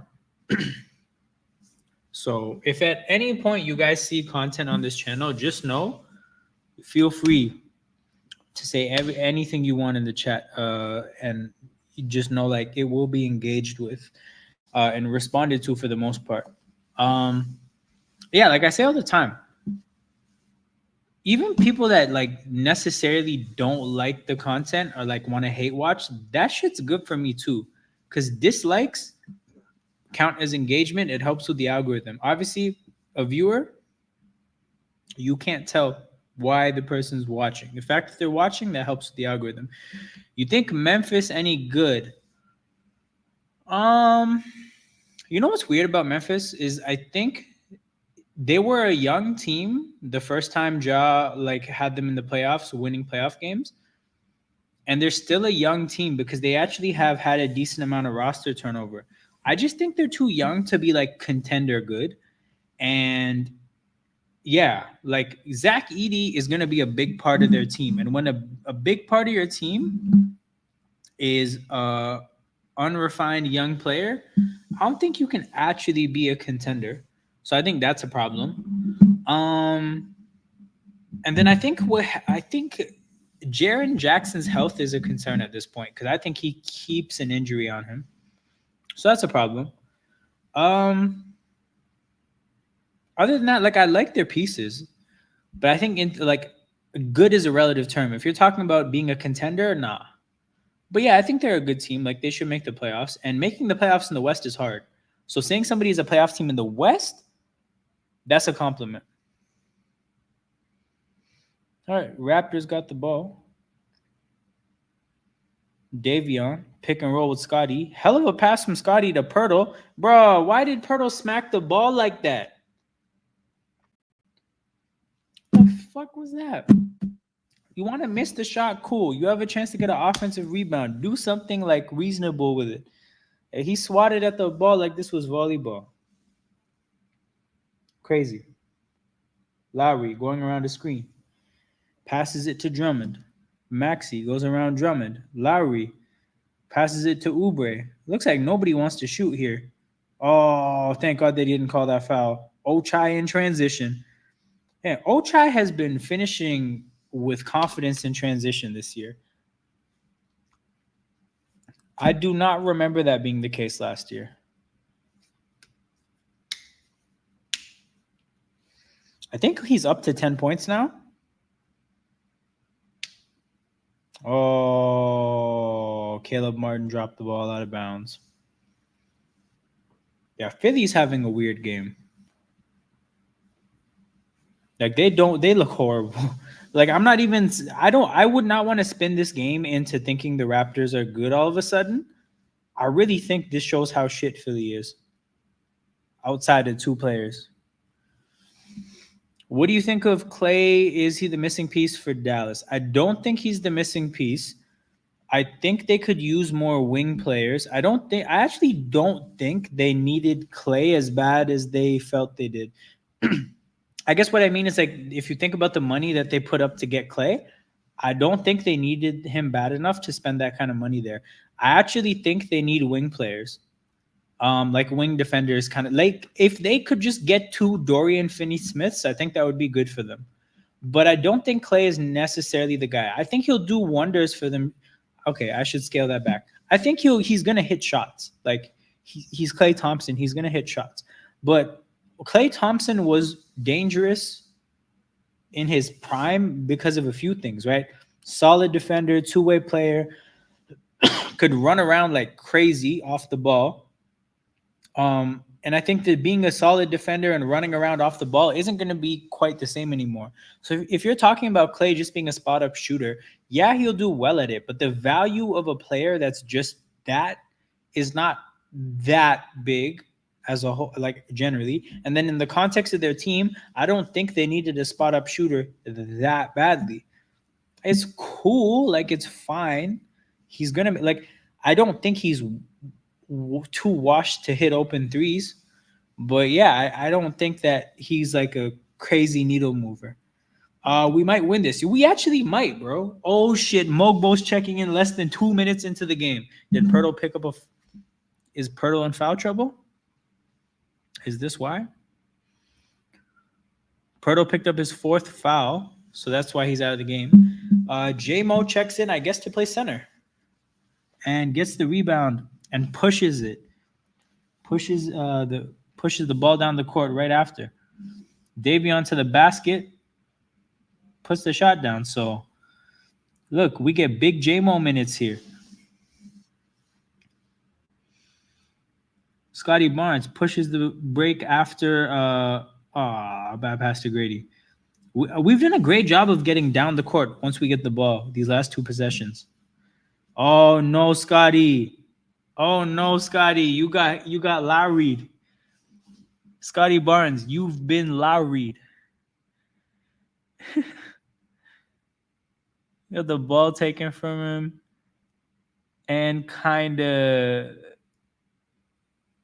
ended up so he got the ball poked out of his hands. Then Lowry dives in front of him to draw the contact, gets the foul called. Scotty's pointing to his arm probably to say like, bro, he hit my arm. You just got Lowry'd, my guy. Welcome. And somebody gets a tech out of this. Oh my God. Classic Lowry play right here. I can't believe it. I can't believe you got Scotty. But these are the lessons you have to learn. You can become that kind of player too. You have the like persistence and like annoyingness to do it. Can you imagine if Scotty Barnes got a little bit of the Kyle Lowry like attitude, but he's like a big ass dude as opposed to being Kyle Lowry?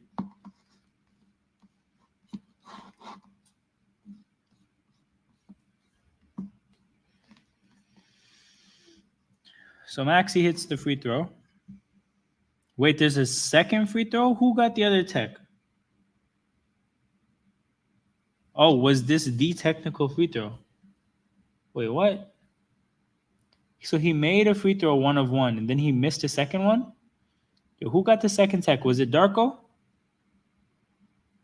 Oh, my God.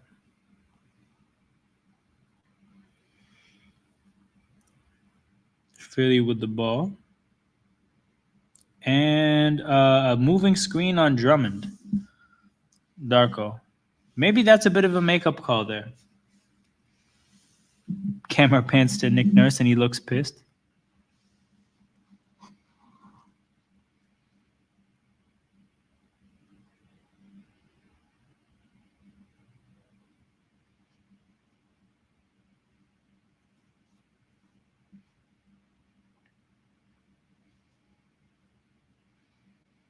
Davion. Oh, who's that in the corner, wide open? I think that's J-Mo. Yeah, J-Mo corner 3 would have got me pretty excited.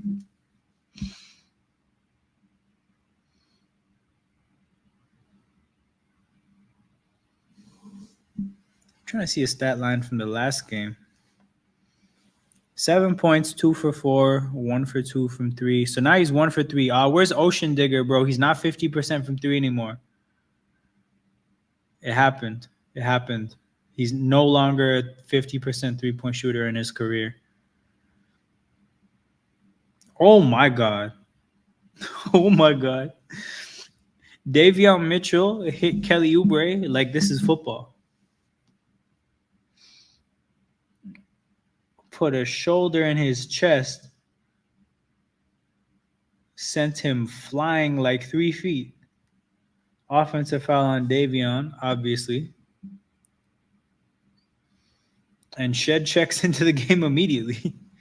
So early subs for Shed and Mogbo, it really feels like, to Time to Shine's comment about we might win this, they're going to have to be a big part of it.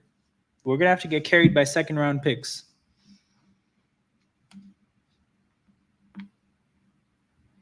Oubre, step back, midi, puts it down. 6-point game now, 66-60.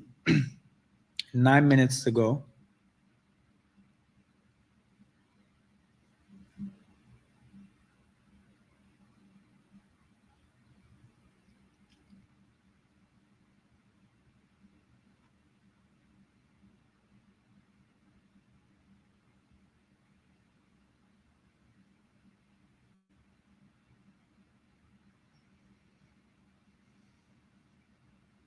Oh, no. Shed dribbled it off his own foot. Is that a over and back?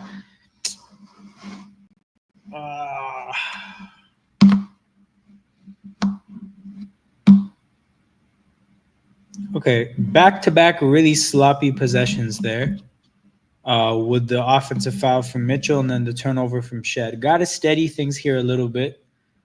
Actually, before that was the Scotty Barnes foul. So 3 possessions in a row where you could basically say turnovers 3 times in a row. So got to steady the ship here a little bit because Philly, I think, is getting some momentum in this game.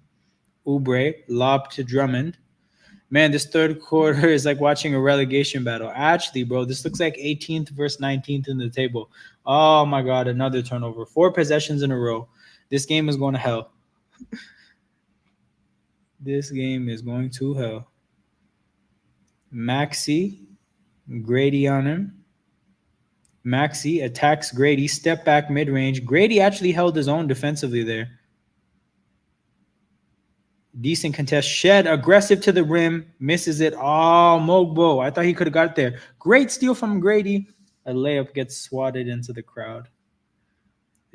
Oh, so convenient I had this comment on the screen.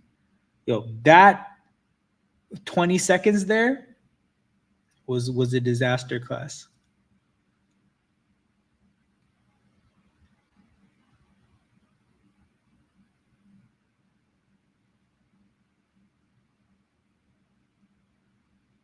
Scotty passes it to J-Mo. Grady in the corner has Lowry on him. Watch out, Grady.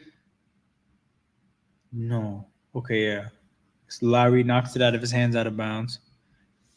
What did I say, though? As soon as I saw who that matchup was and like Lowry against a younger player, watch out, buddy. You might get schooled.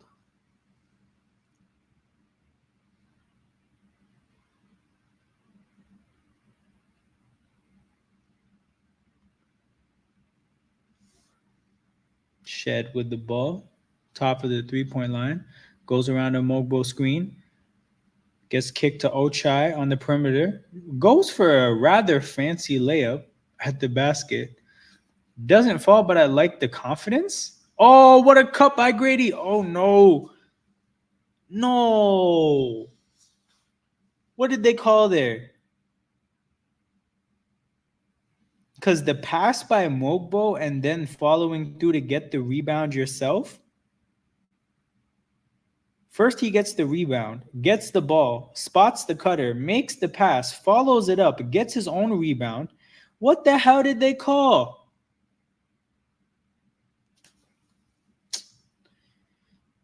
If someone with audio can let me know exactly what they called there, because that pissed me the hell off. Scotty with the big block. Now it looks like a bad call here for who gets the ball. Scotty is infuriated. Oh my God. There's a guy with a jersey over a dress shirt. I think if you wear a jersey over a dress shirt ever in life, they should ban you from basketball games, is my opinion. Just personally how I feel.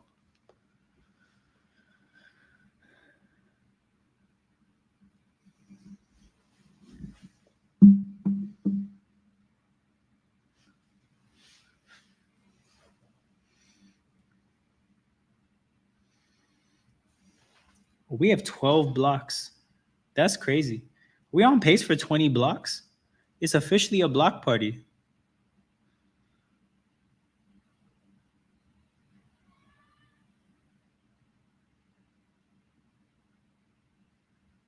Ochai.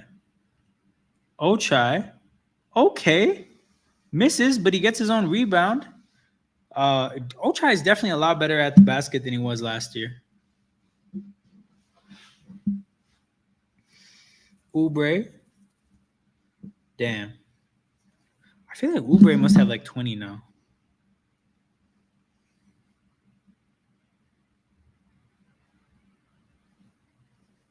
No, he only has 16. Wow. Scotty to the basket. Aggressive. Gets fouled.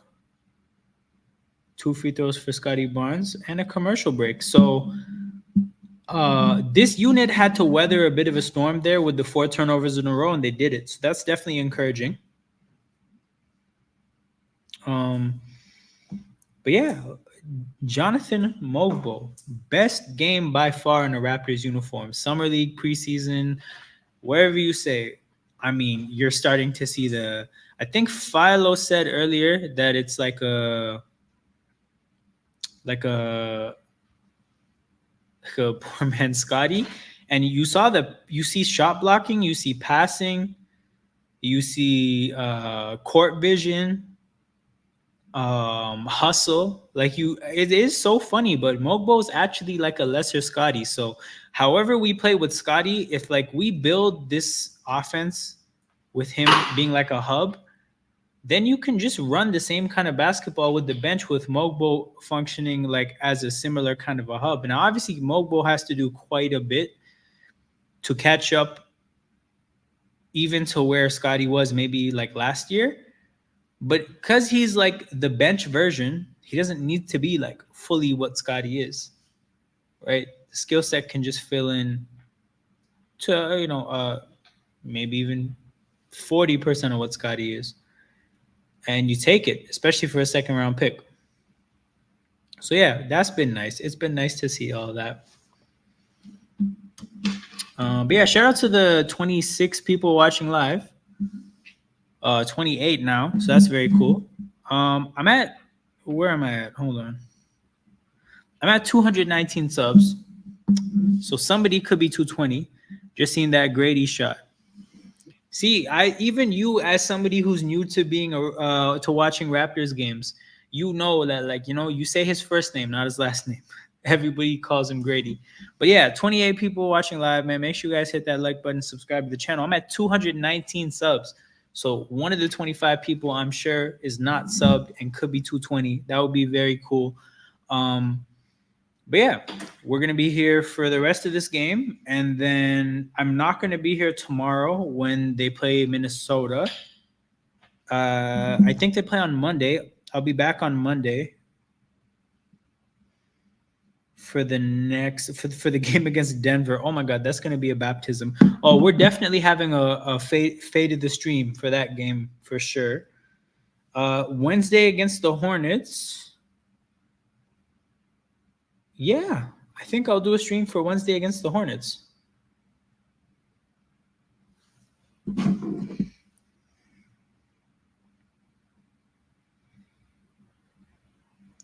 Friday against the Lakers.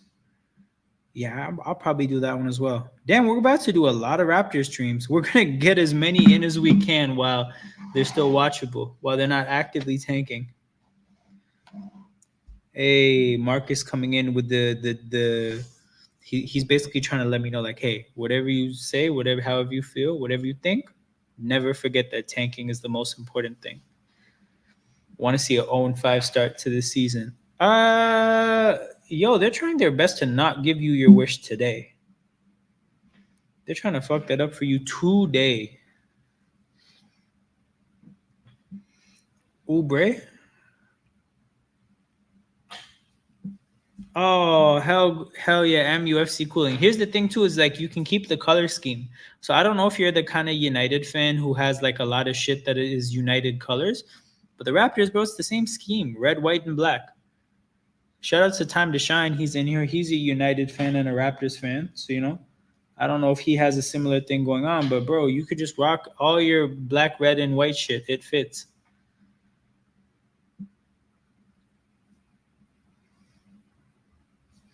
But in terms of being a fan of the team right now, oh, they suck right now. But give it 2-3 years, man. 2-3 years, and it'll be worthwhile to watch this team.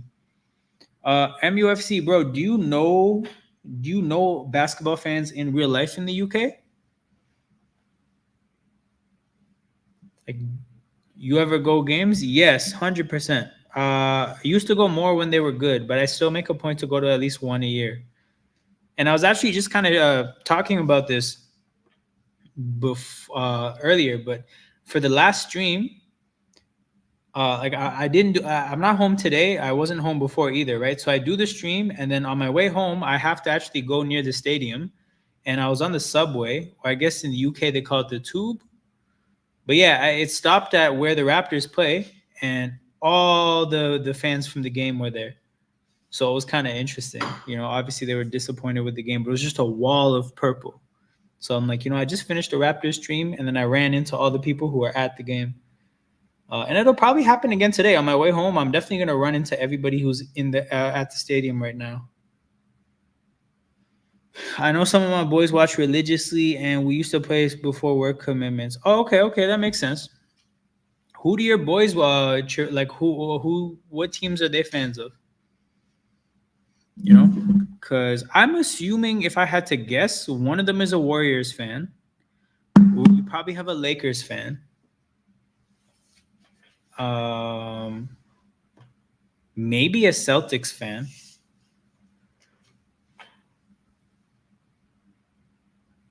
Jameson Battle just checked in for Grady. Sniper for sniper. Darko went band for band with the shooting. Chris Boucher checks in for J-Mo. I hope J-Mo got a standing ovation. Lakers 2 times in Boston. Boom. What did I say, chat? I guess both teams. I guess 3 teams, and 2 of them were accurate. So yeah, bro, if you want to get to shit talking to the point where you can talk shit to those guys, you're gonna have to wait a couple years.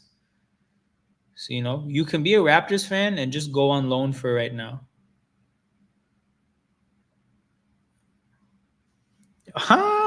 Yo, the tank commander, bro. The tank commander, Bruno.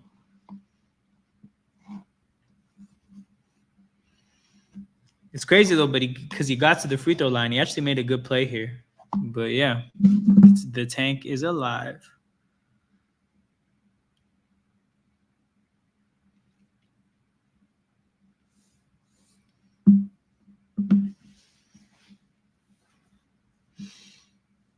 I don't mind grinding. Success is sweeter when you grind for it. It's true, bro. That's what it felt like when they won in 2019.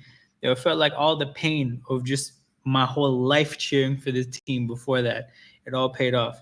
And I talk about it a lot. Like, for basketball, I'm a Raptors fan. For NFL, I'm an Eagles fan. I watch both my teams win their first championships. And like, part of me feels like none of the other ones will feel the same, because like not as much pain is going to go into it. So I already look at it like I've experienced what the best joy could possibly be in both the sports that I like the most.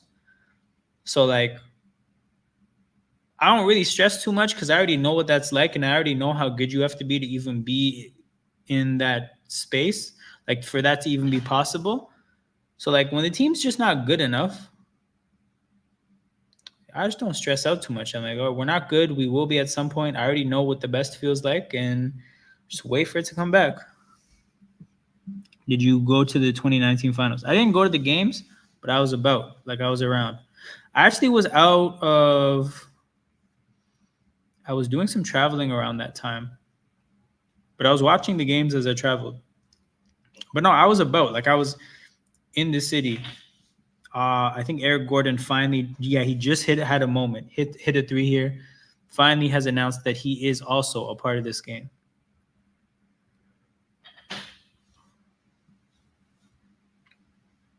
But yeah, the other thing you got to understand, MUFC, tickets here are so much more expensive than sports, like any sports tickets in the UK or Europe.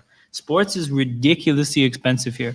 Like if I wanted to go to the finals games, like playoff games as a whole are expensive. Finals games, I was probably looking at like 800-900 a ticket, cheapest. Right? So even 800-900 Canadian, that's probably like 500-600 quid. But yeah, 500-600 quid for one day, bro. Grady looked decent. The streak, I'm assuming, the streak was nice. He should have finished it. Or the shot was nice. Oh, the steal. Got you. Yeah. Now, so Grady's a young player. He's developing. He didn't really play much last year. So it was his first year on the team last year. And they actually let him, like they took him to the side. They stopped playing him so that he could build muscle. Actually, follow. I got distracted by the chat, and I think I missed it. So I see Maxi's at the free throw line, but I missed the foul. So you can let me know what happened. But yeah, again, I am watching for battles like deficiencies because they have to be some. There have to be some bad ones.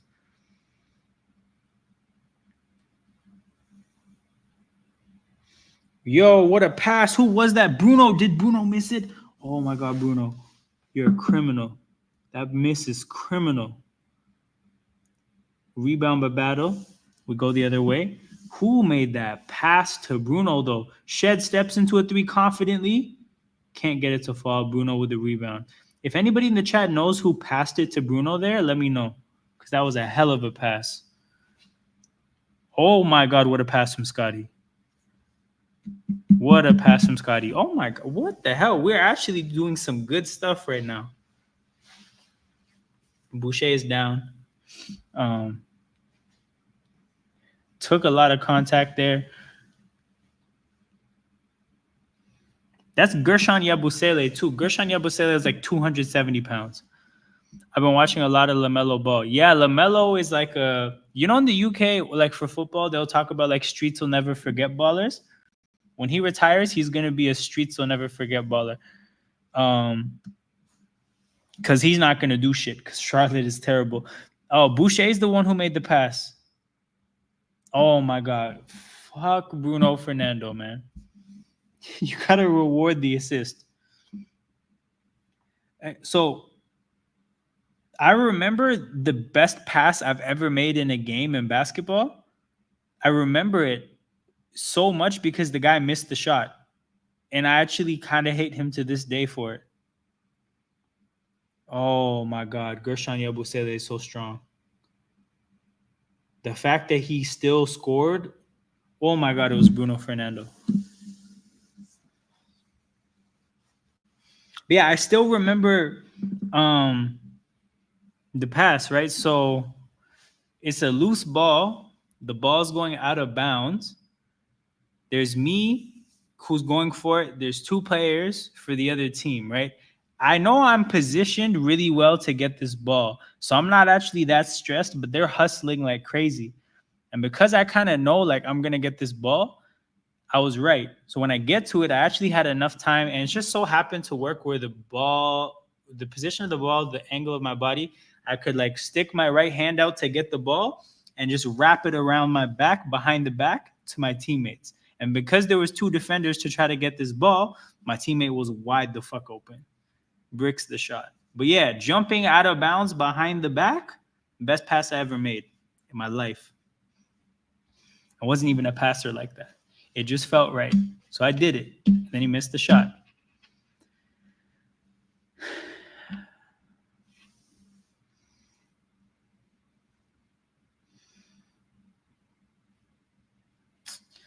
It is what it is, people. We got a 5-point game. Yabusele is probably going to make it a 4-point game after the commercial break with that free throw. so far, Raptors still holding in. Like I said, I think they weathered a storm where they had 4 turnovers in a row, back to back to back earlier in this quarter. No, that was when? That was the second quarter, I think. Um, Here they had to sub in Shed and Mogbo pretty early into the third quarter. Raptors play tomorrow. Yeah, they play tomorrow, but I won't be doing a stream tomorrow. Bro, I don't think it's in me to do a Friday and a Saturday stream. I gotta have one day to myself. Has to happen. I don't know if I can sacrifice both. And then on Sunday, for those of you guys who don't know, I have an NFL channel as well. I'm doing a live stream for Sunday Night Football, Cowboys Niners. Yeah. So yeah, Saturday I'm vibing. Today and Sunday I'm giving to streaming. I chalked this up on how bad Philly is, but if the Raptors can hold on, it would be impressive. Beating a Nick Nurse coach team is not easy. I mentioned the first part of what you said here earlier about how Philly just looks ass. Yeah, we're doing some good things, but they're not. They're not at all.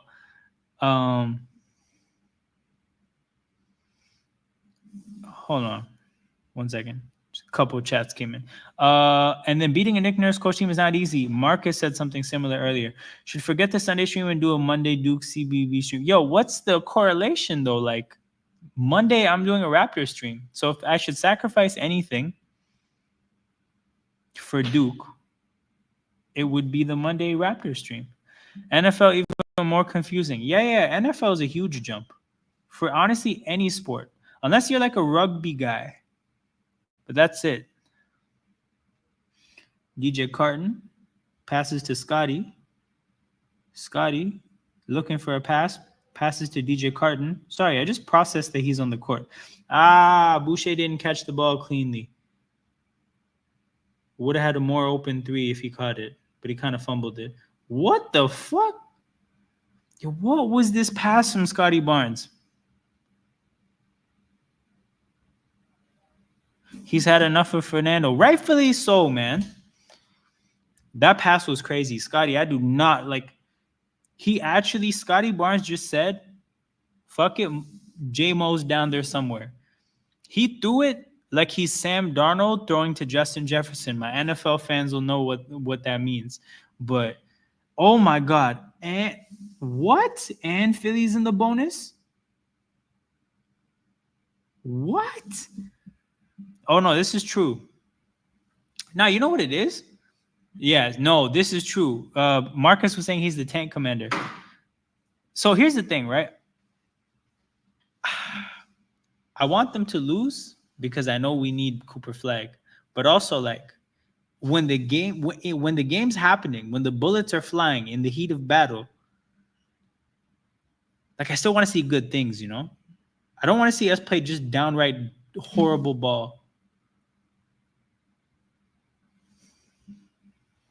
Scotty. Oh, he's got a mismatch here. Low ass maxi on him. All right, come on, Scotty. You got to back him down. Oh, gets to easy scoop shot. Let's go. No, you're right. When Barrett and Quickly are back, they will win a couple games for sure, for sure.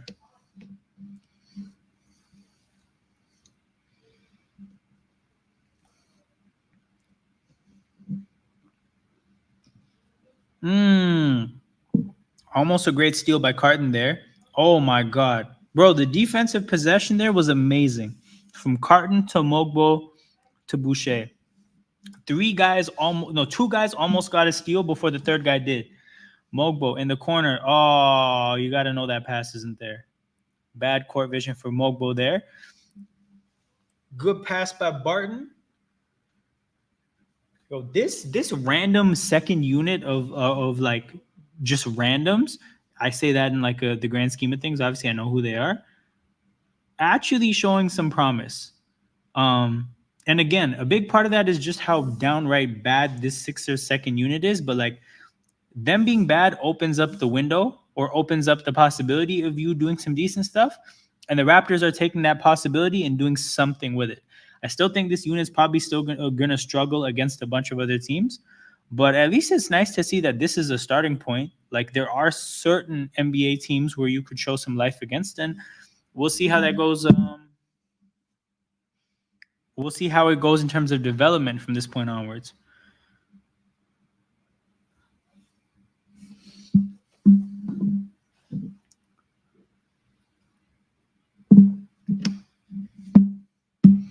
Scotty makes a free throw.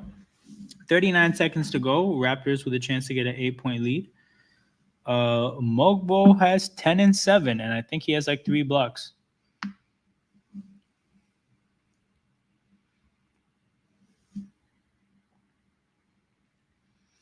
Those Garrett Temple minutes were so random. Those Garrett Temple minutes in hindsight were so random. They actually just had him come in and D up an inbounds play. That's it. They said, old man, you could probably recognize a play. So we're just going to put you out there. Hugely impressed with Mogbo tonight. Bro, sensational. Sensational. Like this, but also, Philo, I'm sure you'd agree. This came out of nowhere. Like what I'm seeing today, it's not that I saw signs of it or like flashes of it. I actually think he really like struggled to like kind of find his footing in games. The fact that he jumped from that to this is unreal. And the game he's had, again, out of nowhere, has been really, really nice. I've seen good court vision, good passing, good defense. That block on Maxey was disgusting. That block on Maxey was unreal. He made a good pass to somebody as well. Really impressed with Mogbo. Actually, like this game is making me more excited to watch like future games.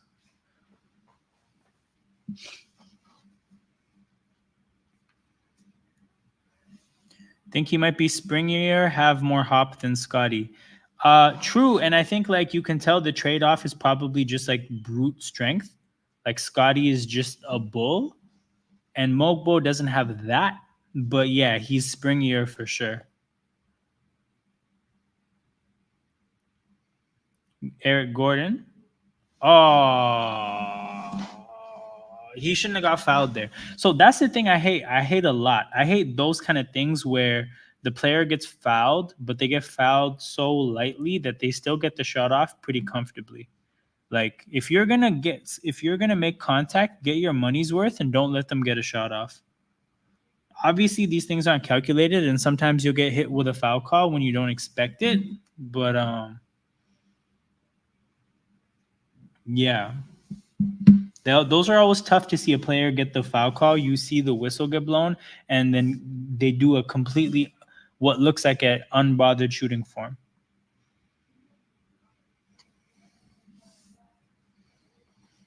Eric Gordon knocks the free throw down. 6-point game. Second last possession of the third quarter, people. 83-77. 20 seconds to go. Scotty Barnes dribbling with KJ Martin D'ing him up. Mogbo looks like he's going to come set a screen at some point. Mogbo comes, goes back. Scotty dribbles to the free throw line, spins around, puts up a jumper. Terrible possession there. I don't know what they were trying to do or what he was looking for, but I don't think he found what he was looking for because he just dribbled into a point where he picked up his dribble and then threw the ball up because there was nothing else that was possible. But yeah, 6-point lead for the Raptors. That's very, very surprising. Not something I expected. I'm gonna check the box score in a second, but actually I can do it here. What the hell? So before we look at Philly, looking at the Raptors, right? Just gonna go to the bench first. Look at these bench minutes. It's not even including the fact that. Hold on. What? Okay. It doesn't even include the fact that Temple actually got a few seconds. But 8 minutes for Bruno, 8 minutes for Carton, 10 minutes for Battle. We got a pretty solid 6-man bench going here. How many points is that? That is 11 plus. That's what, 25 points off the bench? I mean, how many times did we not Did we not have 25 points off the bench last year? Right. So yeah, that's nice to see. To look at Philly off the bench for them, basically have what, 3 players they're playing off the bench, and they have, I mean, for what it's worth, 19 from 3 players is not the worst. But yeah, you can see that in a moment like this, they lost 2 starters. They have nobody to go to, and that's probably why they're struggling so much. Obviously, a lot of points. Why does this navigate so shittily? But yeah, Grady, bad shooting night so far. Ochai sneakily has 12 points. You wouldn't feel like, you don't feel the 12 points, but they've happened. And Scotty with 16. Shout out to, who was it? Somebody bet over 22 and a half. I think it was Time to Shine, had basically 23 points from Scotty. He needs 7 in the fourth quarter. I do think he'll get it still. And then one of the other new guys, I forget his name. I think it was Bad something. Yeah, I forget his name. But he was in here before. I think he needs 225 points. And we're at 160. So I actually think he's in a rough spot with his bet now, because he's on pace for less than 225. We're on pace for less than 225. I think that was a low-scoring third quarter, right? I think he's on the under. No, but the thing is like, the bulk of your rest that you get as a starter comes in the second and third quarter. I think he's going to play a lot of the fourth. Battle gets going in transition, gets fouled.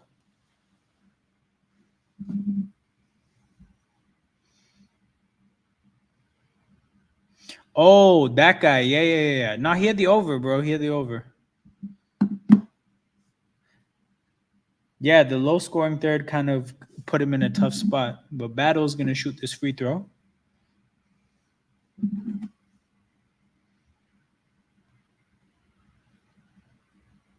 Missed the first one. Nah, man, how you missing free throws as a sniper? The hell? This is not allowed.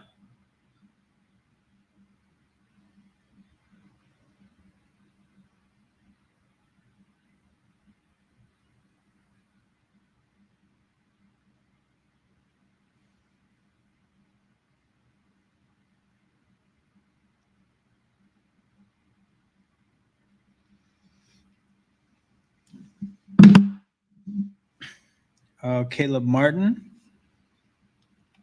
misses the shot. Boucher with the rebound. How many minutes of DJ Carton do you think we get before we get the starter back in the game? And by the way, I think Shed is going to finish this game instead of Davion.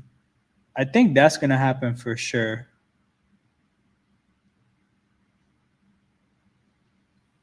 Oh, that's actually an interesting thing to think about. Who do we think the closing lineup is going to be?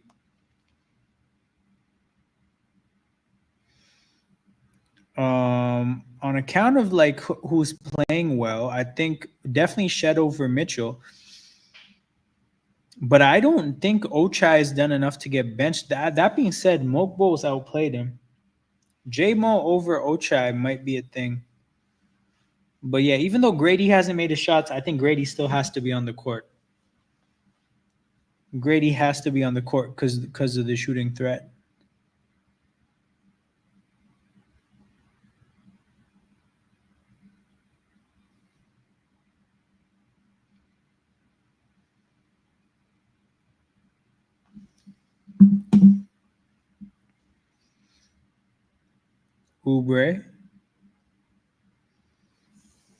Oubre has Boucher on him. Boucher holds his own and blocks the shot, I'm pretty sure. J-Mo in transition. Passes to Scotty. Scotty has a lane, dunks it down, and one. Yeah, that play got messed up by the guy who went for the steal, because going for the steal took himself completely out of the passing, away from the key. Left it wide open for Scotty there. I think that goes down as another assist for Mogbo.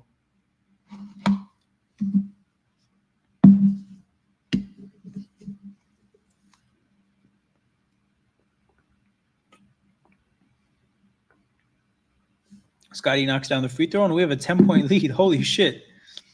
Also, Scotty got 3 points there.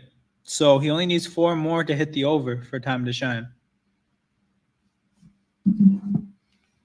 He has a whole quarter to get 4 points.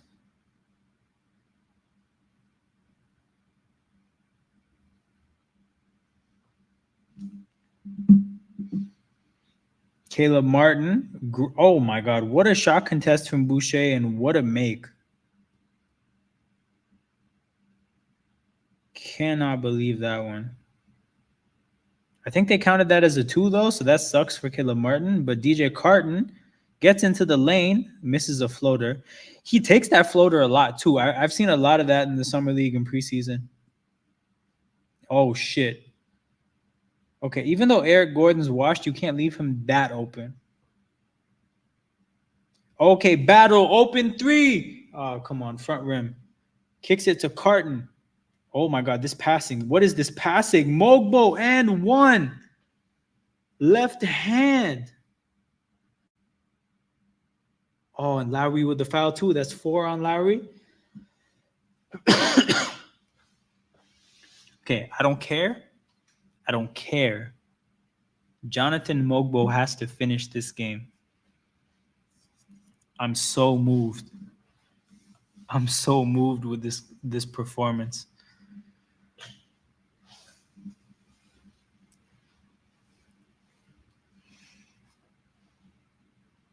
Scotty checks out of the game. Get a few minutes of rest. Before he finishes the game.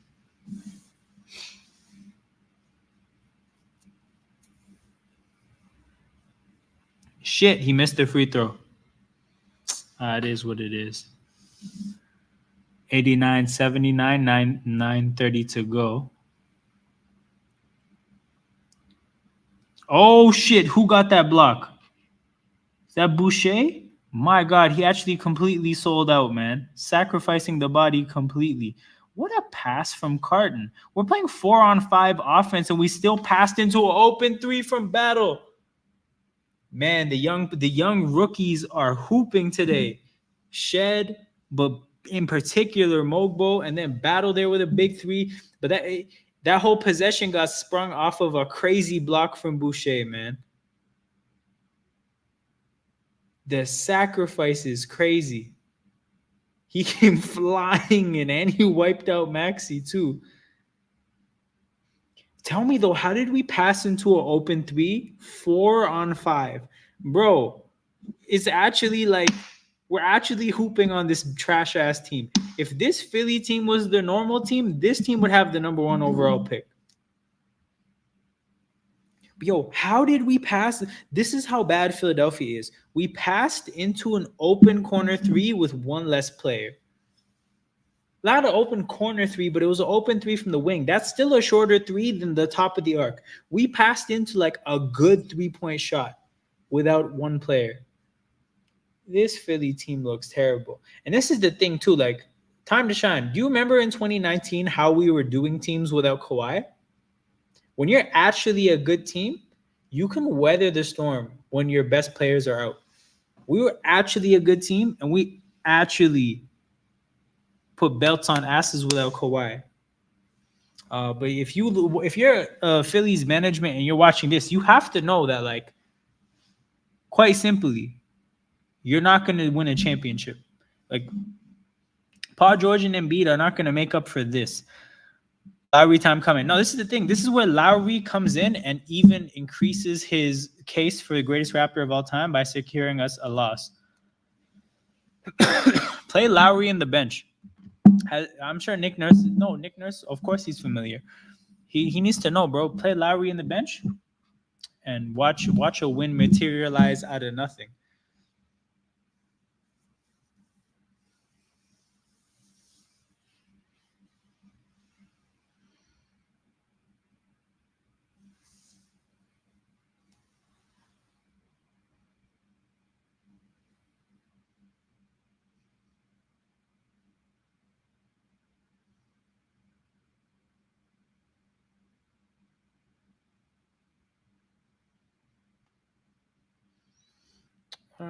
Thing is, the Philly bench are all washed except Maxi. We had young hoopers with the same bets.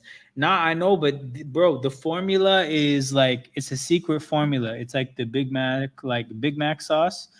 It's like the Krabby Patty formula. Like Lowry in the bench, it's more than just the surface. Like it's not just how good the players are. Who is Malcolm Miller?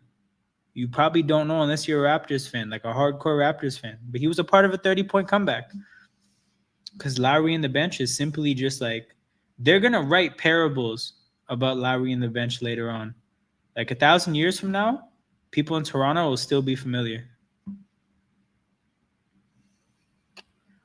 Oh, Carton. So close. So close. The defensive intensity is I'll say this, the defensive intensity from this year to last year is night and day. Last year it looked like this team just wouldn't try defensively. But this year it's definitely better. Philly got a great shot. Lowry.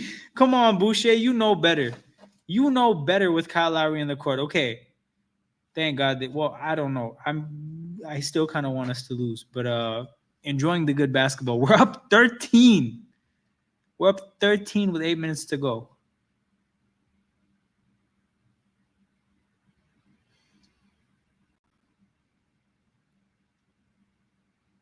Carton is fucking killing this possession battle. Oh my god.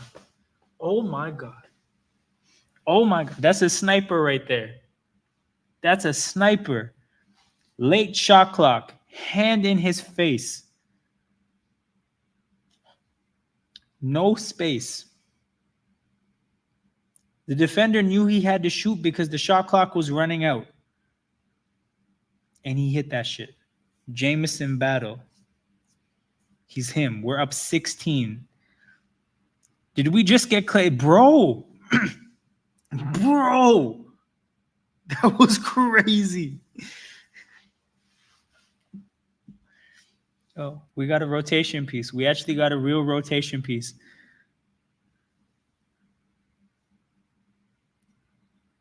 And he's playing so early in his career, too. He's not necessarily that young. I remember seeing, I think he's like 23.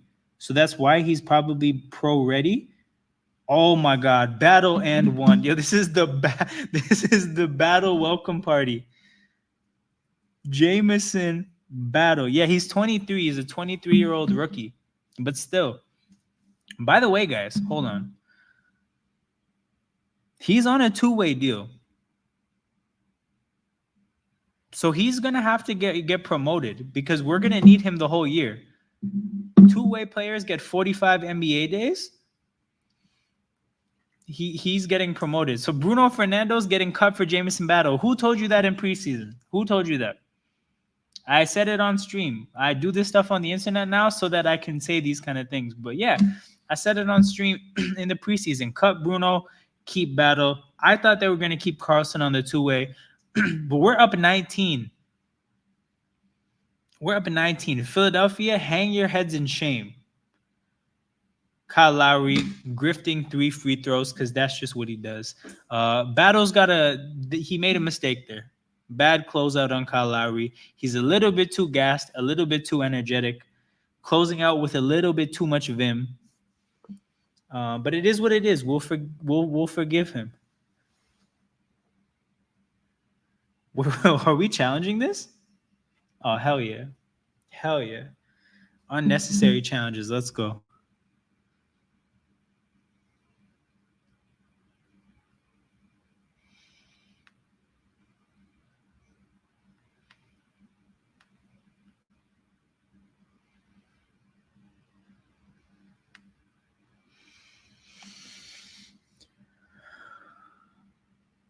I mean, seeing the replays,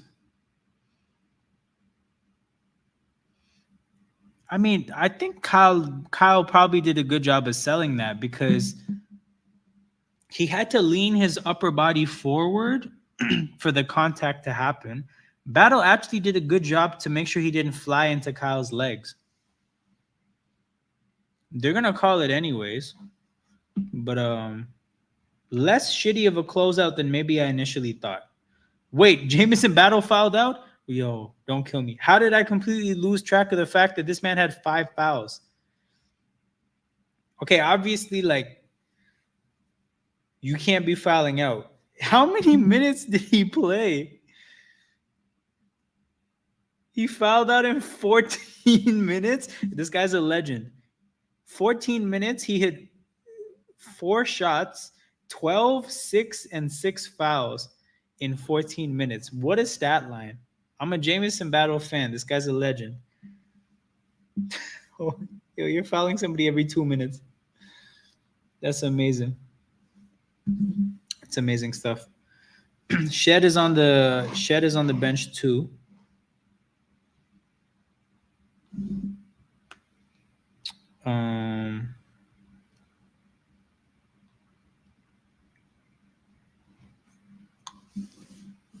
Who else? So Davion is playing right now. I do think he's gonna get pulled for Shed at some point, because Carton just got subbed out for Davion. Boucher's playing. Oh, Mogbo got subbed out too. Man, get J-Mo back in the game.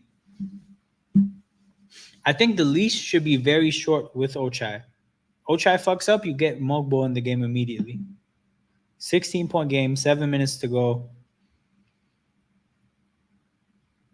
Pirtle passes to Davion. Davion, quick trigger. You missed once, buddy. Shed is warming up. If I'm Shed, I just started stretching right now.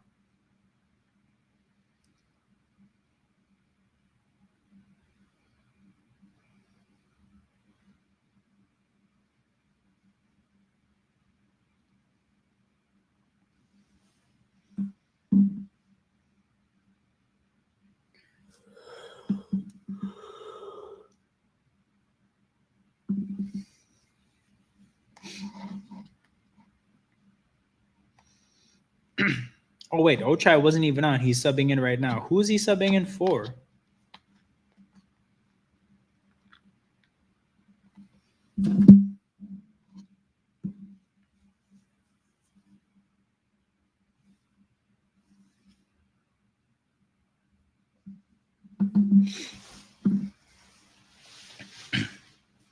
Oh, Boucher subs out finally. Hell of a shift from Boucher, man.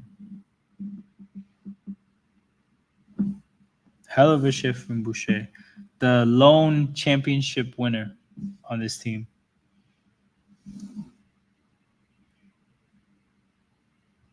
$14-point game now, 6:50 to go. Okay, we got a full court press from Philly. This is a Nick Nurse special right here. Scotty. Slip screen from Davion. Scotty. What a pass to Pirtle, who kind of does to Andre Drummond what happened to Quickly yesterday in terms of somebody getting under you while you're up in the air, knocking your balance off. Lowry is campaigning for a foul here on Pirtle, but Pirtle's going to end up at the free throw line. Ultimately, he was gathering to shoot the ball. So that is a painful foul for Drummond, but a foul for Drummond nonetheless.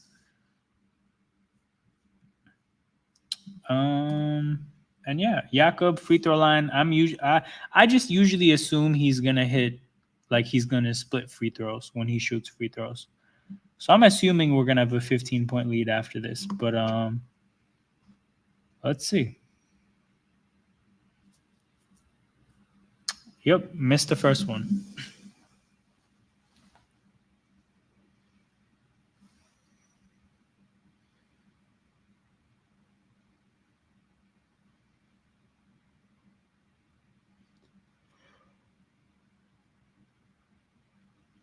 Drummond checks out of the game.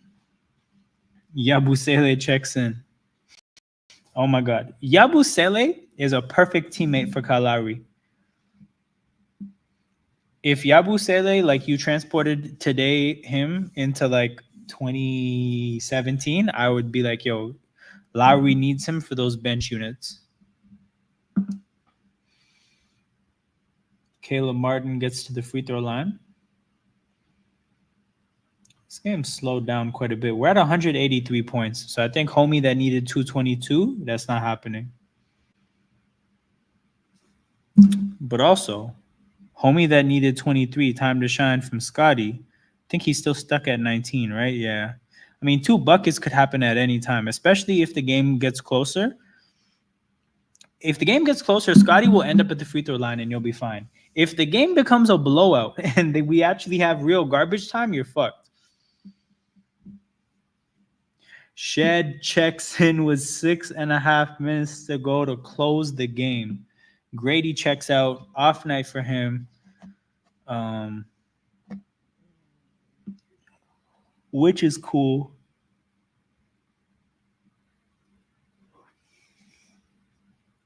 Caleb Martin misses the second free throw. Sixers kind of doing a bit of a lazy press here. Just making sure the Raptors kill some time. Not quite threatening to take the ball. Scotty has the ball with Kelly Oubre on him. Shed has the ball now. We actually just completely killed this shot clock. Oh my God. Great play by Scotty. He got 2 points. He's 2 points away from 23. Really stinky possession offensively there, though. That sucked. But fortunately, Scotty bailed us out.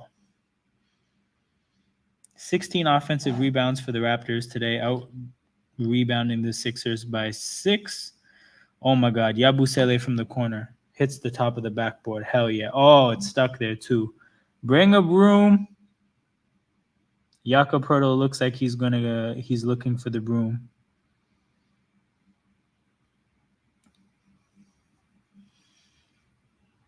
Yep, Poeltl got the broom. We got the ball, people. Hilarious that it has to come down to that, but it really does.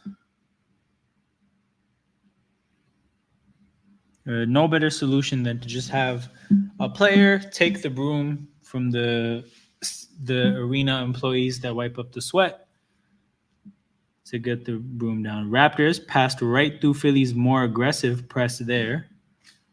So we're back into the front court, but again, we still haven't quite started the possession yet. So we basically killed the first 18 seconds of the last possession, killed the first 15 seconds of this one. So the Raptors haven't turned the ball over because of the press. They're failing to get into basic offensive sets.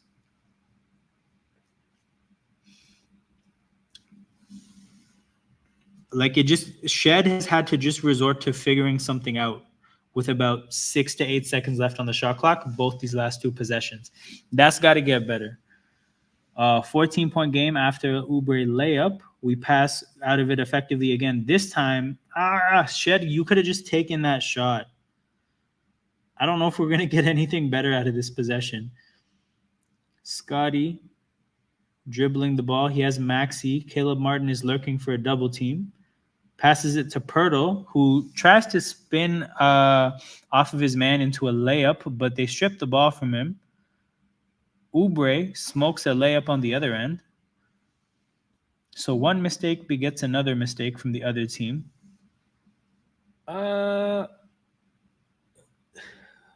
Scotty has the ball on the logo. 10 seconds left on the shot clock. Spins, pass. Oh, bad pass from Shed. Mitchell turns it over. Maxey running out. And one. Yeah, the Raptors' possessions have gotten really, really bad since the 6-minute mark, roughly. Philadelphia's press is, again, it's not forcing turnovers, but it's killing so much time. By the time the Raptors actually get into running an offensive possession, there's not that much time. They're hurried. They're not getting good shots. Sloppy play. Definitely doing too much. Yeah. Just play ball. So when Shed caught the ball on the wing there, he should have just shot. Big up, Joel. How's life in Heatland? I haven't tapped in, but you were pretty pissed on opening night. Okay, pull up 3 from Scotty. It is what it is. I'll live with it. Maxey. Drives, kicks, Oubre, 3, misses. Oh my God, somebody fouled him.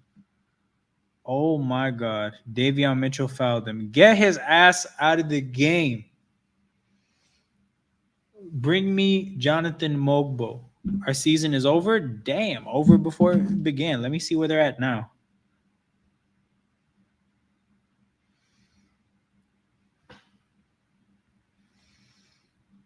Oh, they aren't playing right now. Did Miami play yesterday?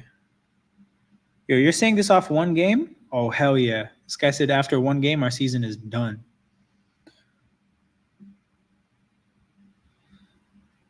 Wait, Davion Mitchell fouled out too.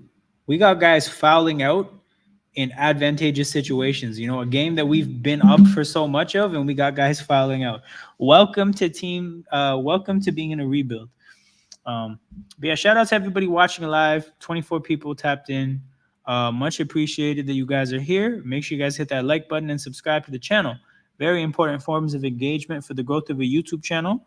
I'm at 219 subs, so one of you has a chance to beat number 220, which would be a pretty cool thing to get to today. The ball pressure, again, is impacting our ability to run an offense.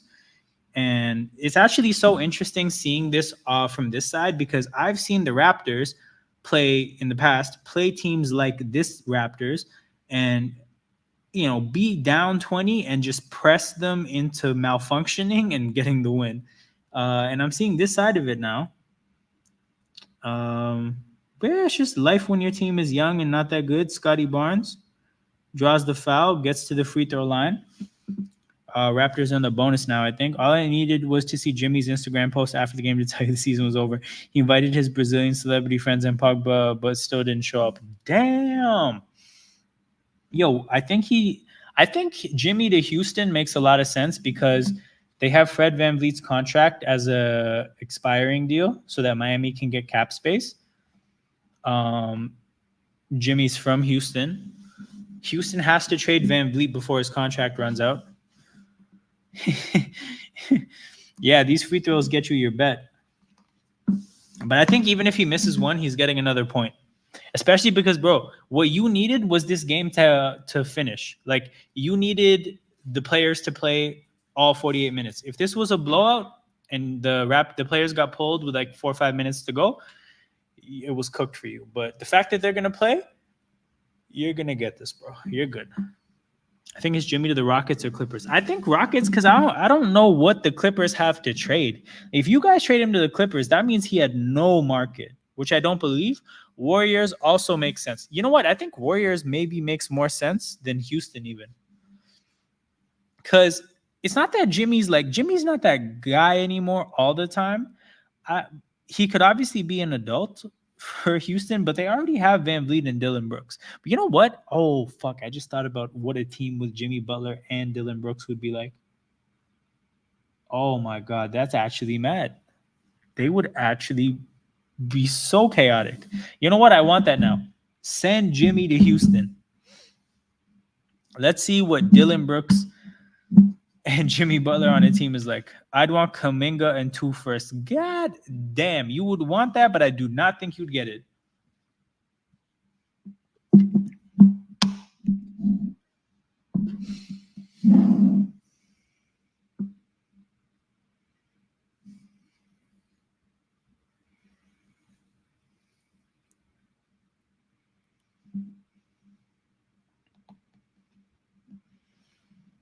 So after Scotty Barnes shoots these 2 free throws, there will be 87 free throw attempts in this game.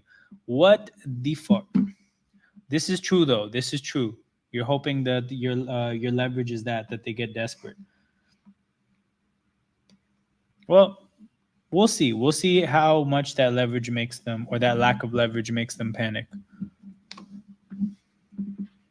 But yeah, closing moments in this game, people. 9-point lead. Whoa. The hell? 9-point lead for the Raptors.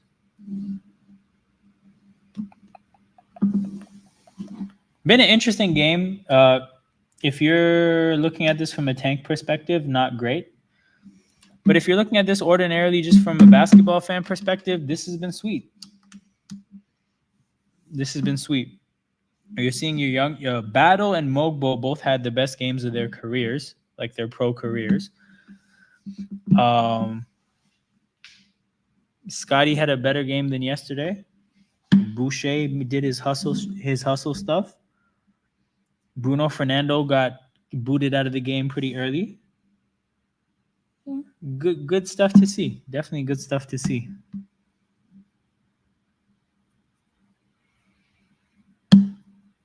All right, Scotty made his first free throw, shooting a second free throw. For time to shine's money, puts it down.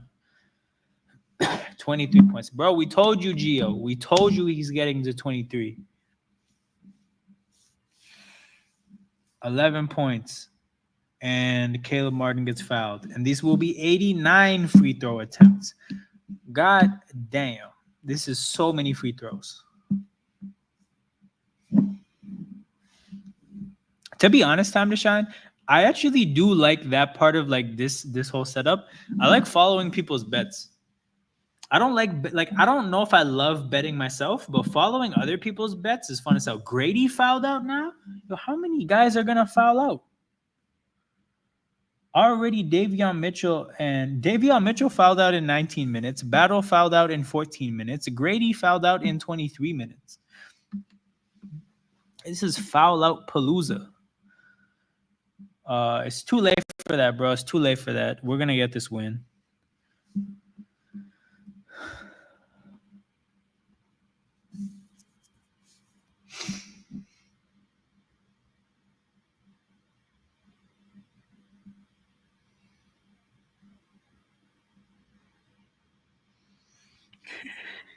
I just saw a Raptors fan on the timeline say, "All right, I'm not betting on the Raptors until IQ and RJ are back."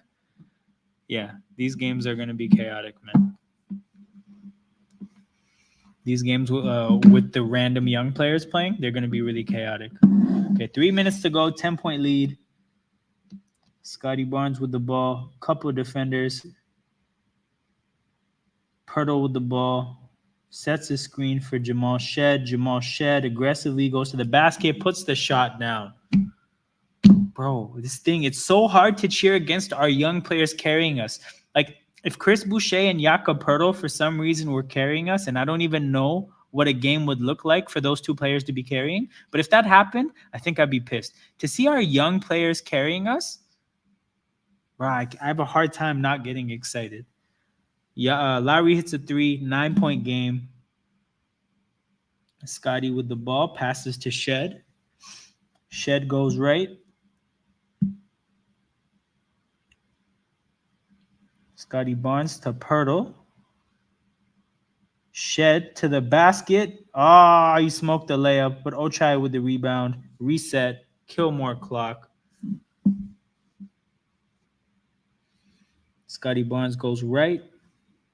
Couple defenders come. Kicks it to Carton. Carton with a deep 3. Wait, why does Carton have to play? Why do we have to have two guards? Oh, damn. Okay, whoever's not playing right now, my man really wants them to not play. Let me see who that is. Because I get that we're running out of options, but this means, oh, you know what? There are literally no other guards. I'm tripping. He actually has to play DJ Carton. 1:30 to go. It's looking sweet if you're cheering for a win. Jamal Shed snakes around Sixers defenders, kicks it back to Scotty. Scotty drives, open lane, dunks it down. 11-point game with 1:17 to go. Nick Nurse calls a timeout for some reason. For some reason, he decided, let's kill more time. Guys, this stream is going to touch 3 hours probably. Basketball streams, look at this channel, are never 3 hours. This is some NFL shit. All these free throws.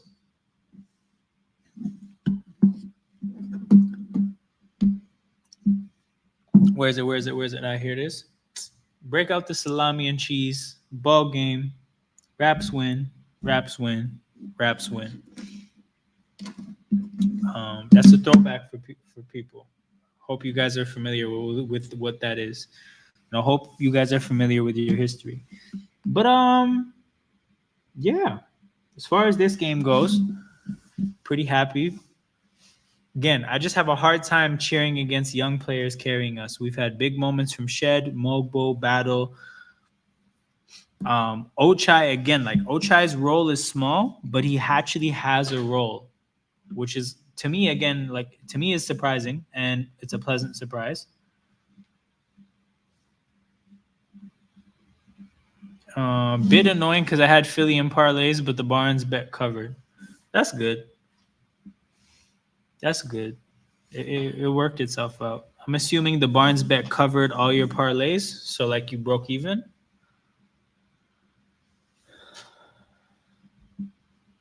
Hey, Scotty Barnes is a +2 somehow in an 11-point game. Oh, shout out to that baby passed out.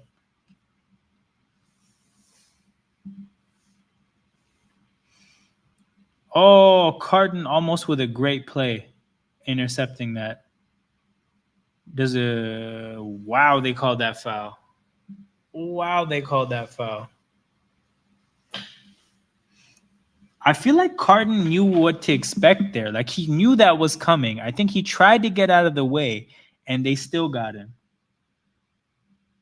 Damn, that's crazy.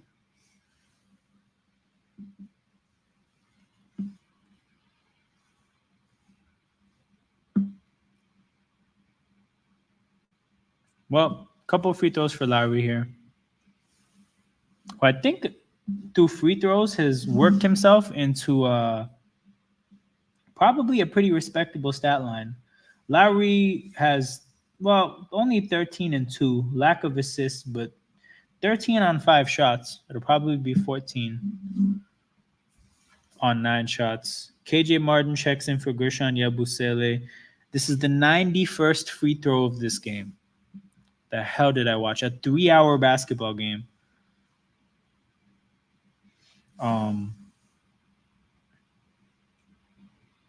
But yeah.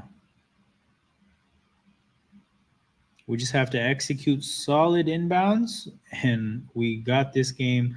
Oh shit. Oh shit. I spoke at the wrong time. Shed throws the ball away. Just as I said those words. All right, you got 4 seconds. He knifed through the defenders, dumped it off to Pirtle, and Shed makes a play to make up for it immediately. Holy shit. That was a hilarious moment. Literally, as the words left my mouth, turnover. Kelly Oubre from 3 puts it down. For 44 seconds to go, it's a 2-possession game.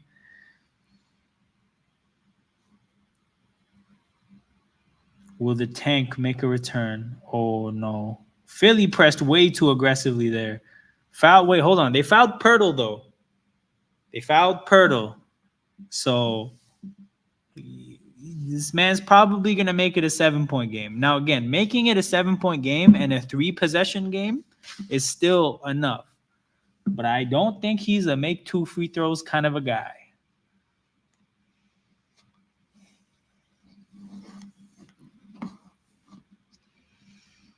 But yes, your comment about saying it's worth challenging is especially true now, the way you're seeing the game happen from that point onwards.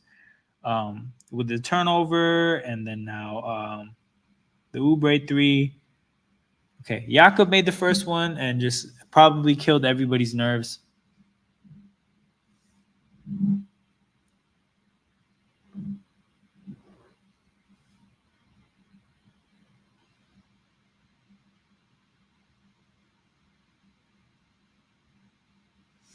Pirtle put the second one down too. Damn, I said he's not a make 2 free throws kind of a guy, but he really just made both.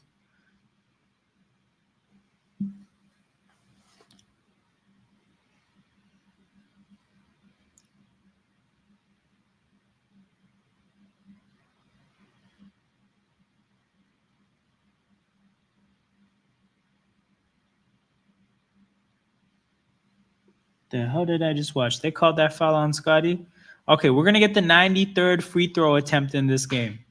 How many more free throw attempts are we going to get? We're going to get at least to 95 because they're going to foul Toronto after this.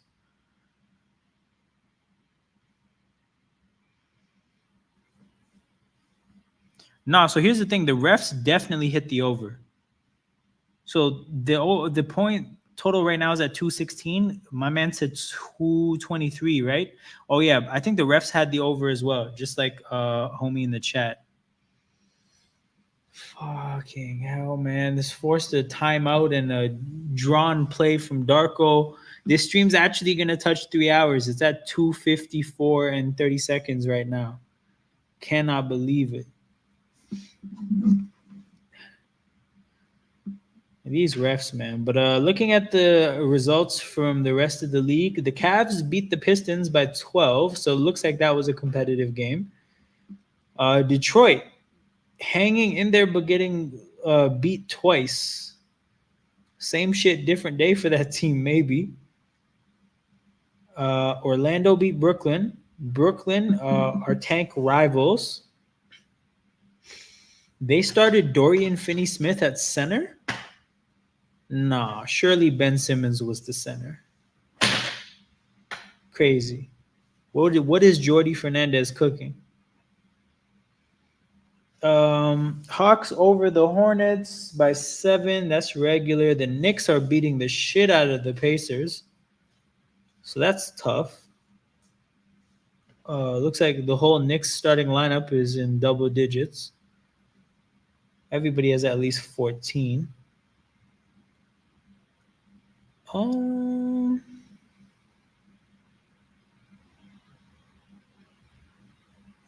Damn, Cat has 21 and 15. Big bodega for real.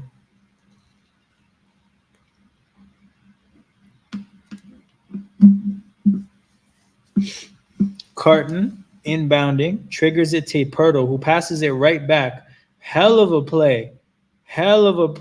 Because the inbounder was completely free. Shed at the free throw line. So we're going to get the 95th free throw of this game. Again, only one job. You just have to make it a 3-possession game. Makes the first free throw, and it is a 3-possession game.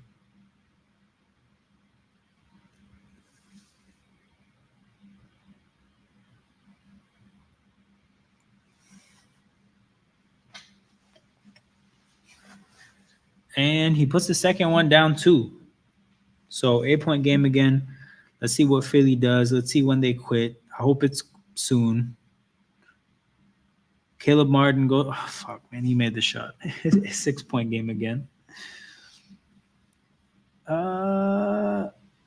Sloppy inbounds pass to Scotty, but gets there.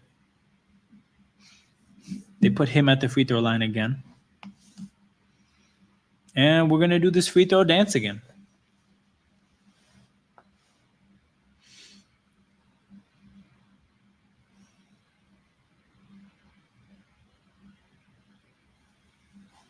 And you got one job, make it a 3-possession game.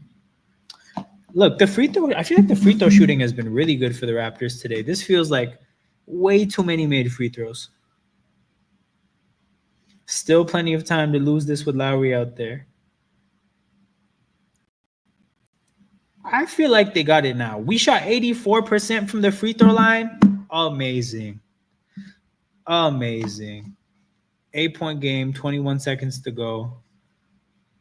Philly, I think, only has one timeout, and they're going to save it for if this gets closer. Caleb Martin, quick trigger 3, misses. Pirtle with the rebound to Scotty, and they foul Scotty. No, they don't.